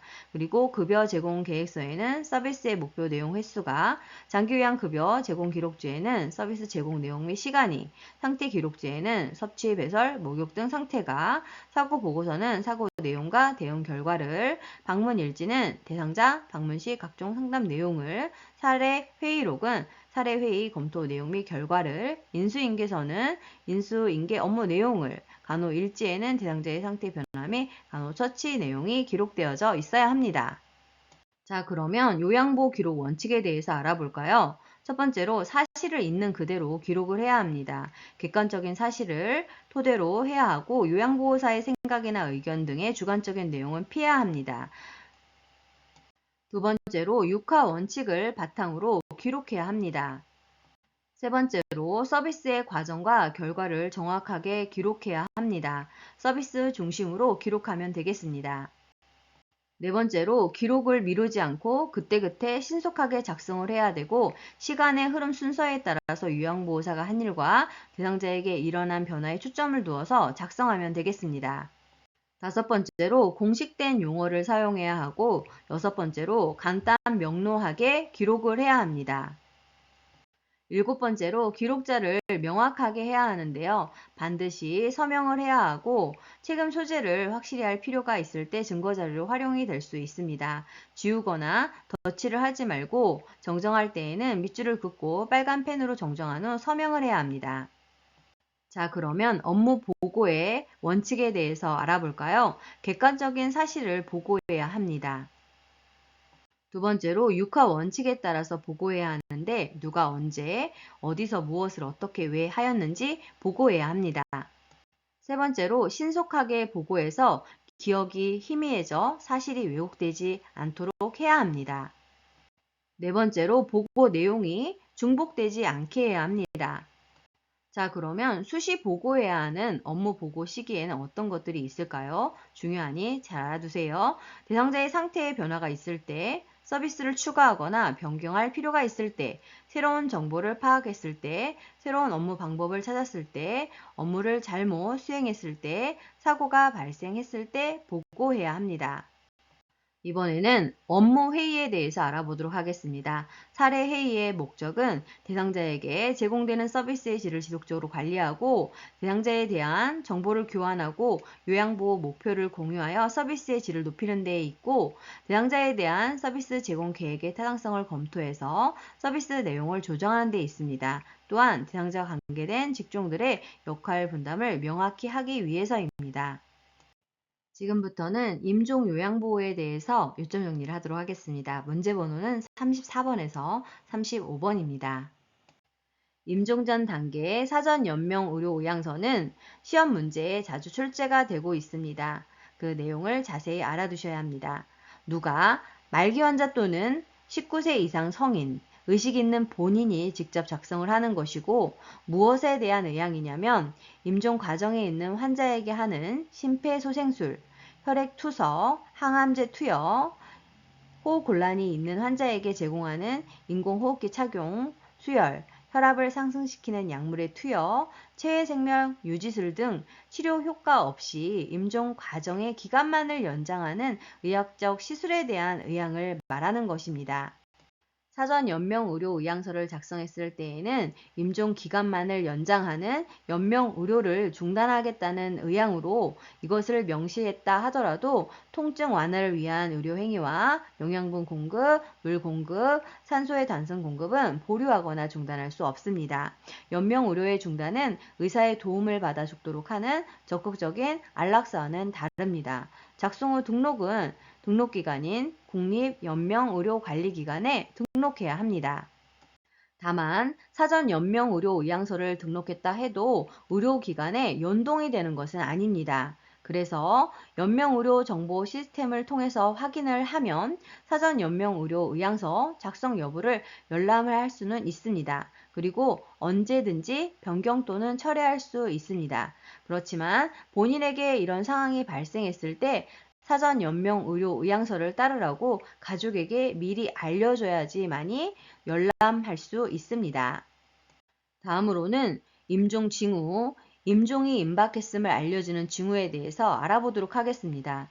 대부분 누워있고 음식 및 음료 섭취에 무관심해지고 의식이 점차 흐려지고 혼수 상태에 빠지게 되며 맥박이 약해지고 혈압이 떨어집니다. 숨을 가쁘게 깊게 몰아쉬고 가래가 끓다가 점차 숨을 깊고 천천히 쉬게 되는 호흡이 불규칙해지는 양상이 나타납니다. 뿐만 아니라 손발이 차가워지고 식은땀을 흘리고 점차 피부색이 파랗게 변하고 대소변을 실금하게 되면서 항문이 열리게 되고 근육의 긴장도가 감소하게 됩니다. 동공이 축소되지 않게 되는데 뇌기능이 정상일 때에는 대강반사, 즉 눈에 불빛을 비쳤을 때 동공이 축소되는 것이 정상입니다.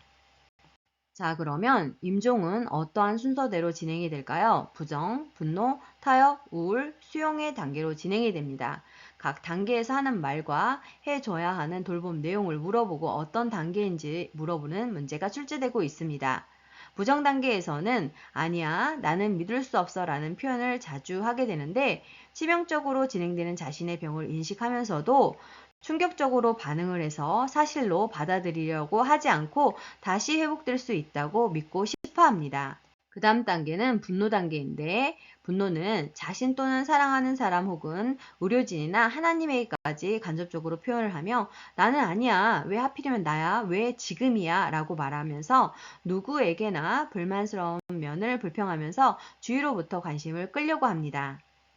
다음 단계는 타협 단계인데 자신이 아무리 죽음을 부정하고 부인해도 피할 수 없는 상황에 처해 있음을 알고 제3의 길을 선택하게 되고 주위로부터 존경과 이해를 받고 있다고 느끼며 비이성적 요구가 줄어들게 되는 단계입니다. 그리고 내게 이런 일이 벌어져서 인정해. 그래도 우리 아이가 시집 갈 때까지만 살게 해주세요 라면서 삶이 얼마간이라도 연장되기를 바랍니다. 네 번째 단계는 우울 단계로 자신이 더 이상 회복 가능성이 없다고 느끼면서 울게 됩니다. 이때에는 말보다는 손 동작이나 접촉이 훨씬 더 필요한 기간으로 곁에 있어줄 사람을 필요로 하게 됩니다. 마지막 단계는 수용 단계로 죽는다는 사실을 체념하고 받아들이는 것으로 대상자에게는 머나먼 여정을 떠나기 전에 갖는 마지막 정리의 시간입니다. 그리고 나는 지쳤어 라고 표현합니다. 자, 이번에는 신체적, 정신적 변화에 대한 요양보호 내용을 살펴볼까요? 호흡기계 양상 변화를 보면 호흡수와 깊이가 불규칙하고 무호흡과 깊고 빠른 호흡이 교대로 나타납니다. 이때 돕는 방법을 살펴보면 숨쉬기 편하도록 상체와 머리를 높여주고 편안하게 해주며 연하게 가습기를 틀어줘야 합니다. 그리고 체온의 변화도 나타나는데요. 손발부터 시작해서 팔다리로 점차 싸늘해지면서 피부의 색깔이 하얗게 혹은 파랗게 변하게 됩니다. 그 이유는 혈액순환의 저하로 인합니다. 돋는 방법으로는 담요를 덮어서 따뜻하게 해주는 것이 좋으나 보온을 위해서 전기기구는 사용하지 않아야 합니다. 수면 양상의 변화로는 점점 잠자는 시간이 길어지고 의사소통이 어렵고 적절하게 반응하지 못하게 됩니다. 돕는 방법으로는 옆에서 손을 잡은 채 흔들거나 큰 소리로 말하지 말고 부드럽고 자연스럽게 이야기해야 하고 대상자가 없는 것 같이 말하지 말고 반응하지 못한다 하더라도 정상인에게 말하는 것과 같이 이야기해야 합니다. 정신기능의 변화로 시간, 장소, 주변 사람인 진압력에 혼돈이 발생하게 되는데 그 이유는 신진대사의 변화 때문입니다. 혼돈이 발생했을 때 돕는 방법으로는 대상자에게 말하기 전에 내가 누구냐고 묻기보다는 내가 누구라고 밝혀주는 것이 좋습니다. 요양보호사임을 알려야 합니다. 그리고 지금은 약 드실 시간이에요 라면서 부드러운 분명한 어조로 대상자에게 말해서 편안하게 해줘야 합니다. 배설 기능의 변화로는 근육이 무력해져서 대소변 조절을 하지 못하게 되면서 실금 또는 실변을 하게 되고 이때 돕는 방법으로는 침상에는 혼이불 밑에 방수포를 깔고 대상자에게는 기저귀를 채워줘야 합니다. 배의 기능의 변화로는 가슴에서 돌 굴르는 것 같은 가래 끓는 소리가 들리게 되고 이 소리는 통증을 의미하는 소리는 아니며 수은 섭취가 적어지고 정상적인 분비물을 기침으로 내보내는 능력이 저하돼서 나타나는 정상적인 변화입니다. 돕는 방법으로는 고개를 옆으로 부드럽게 돌려주어 배액이 잘 되도록 해줘서 질식을 예방해야 하고 분비물 배출을 위해서 옆에 가습기를 켜둬야 합니다. 정신기능의 변화로 불안정이 나타날 수 있는데 그래서 같은 동작을 반복하게 됩니다. 반복 동작을 하는 이유는 뇌에 산소 공급이 부족하고 신진대사가 변화돼서 생기는 것입니다. 대상자가 불안정할 때 돕는 방법은 움직이지 못하게 억제하는 것은 좋지 않고 대상자의 이마를 가볍게 문질러 주거나 책을 읽어주고 진정시킬 수 있는 음악을 들려주면 차분해질 수 있습니다. 다음으로는 소화 기능의 변화로 음식이나 수분을 잘 섭취하지 않으려고 하고 그 이유는 대상자의 몸이 소화보다는 다른 기능인 심장 박동, 호흡을 하는데 에너지를 소모하려고 하기 때문입니다. 돕는 방법으로는 억지로 먹이려고 하지 말고 작은 얼음 조각이나 주스 얼린 것 등을 입에 넣어서 입안을 상쾌하게 해줍니다. 글리세린에 적신 솜으로 입안을 닦아주거나 작은 스프레이에 차가운 생수를 담아 조금씩 입안에 뿌려주는 것도 방법입니다. 신장 기능의 변화 증상으로는 수분 섭취가 적어지고 신장을 통해 이루어지는 수분의 순환도 감소되면서 자연스럽게 소변량이 줄어들게 됩니다. 이때 돕는 방법은 소변 배출을 목적으로 소변줄 삽입 여부를 결정해야 하는데 필요시에 의료팀과 연계해야 합니다. 자, 그러면 임종이 가까운 대상자의 요양보호는 어떤 것들이 있을까요? 침상 머리를 높이고 대상자 머리를 옆으로 돌려서 질식을 예방해야 합니다. 두 번째로는 용변을 보는 즉시 따뜻한 물로 닦아주고 기저귀를 갈아줘서 편안한 가운데 죽음을 맞이할 수 있도록 해야 합니다. 대상자가 혼수 상태인 경우에도 마지막까지 남아있는 감각이 청각이기 때문에 평상시 같이 보고 듣는 것이 가능하다고 생각하면서 대상자에게 요양보호를 제공해야 합니다. 자, 다음으로는 임종 후 요양보호 돕는 방법에 대해서 알아볼까요? 이 부분은 국가시험에 자주 출제가 되었습니다. 모든 사후 처리 과정에서 존중하는 태도로 경건한 수행을 해야 하고 일용 장갑을 낍니다. 사생활 보호를 해주며 사후 강직은 사망 2시간에서 4시간 후부터 시작되고 약 96시간 지속되므로 사후 강직이 시작되기 전에 바른 자세를 취할 수 있도록 해야 합니다. 튜브나 장치가 부착된 경우에는 간호사 등 의료인에게 제거해 줄 것을 의뢰해야 합니다. 그 이유는 요양보호사의 업무가 아니기 때문입니다. 그리고 대상자를 바로 눕히고 베개를 이용하여 어깨와 머리를 올려서 혈액 정체로 인한 얼굴색의 변화를 방지하고 입이 벌어지는 것을 예방해야 합니다. 대상자의 눈을 감기고 눈이 감기지 않을 경우에는 솜이나 꺼즈를 적셔서 양쪽 눈 위에 올려놓아야 합니다. 그리고 대상자의 의치를 그대로 둘지 빼내어 의치 용기에 보관할 것인지는 대상자의 가족에게 확인을 해야 하고 필요시 대상자 몸에 묻은 분비물을 닦아주며 엉덩이 밑에 패드를 대어주고 깨끗한 시트로 덮어주되 대상자의 시트가 얼굴을 덮지 않도록 어깨까지 덮어줘야 합니다. 또한 방안은 조명을 차분하게 조절해주고 가족들이 사적으로 대상자를 만날 수 있는 시간을 주며 대상자의 소유물을 모아두고 목록을 만들어야 합니다. 수고 많으셨습니다. 좋아요와 구독 꾹 알람 설정 눌러주시면 새로운 강의 동영상을 만나보실 수 있습니다. 감사합니다.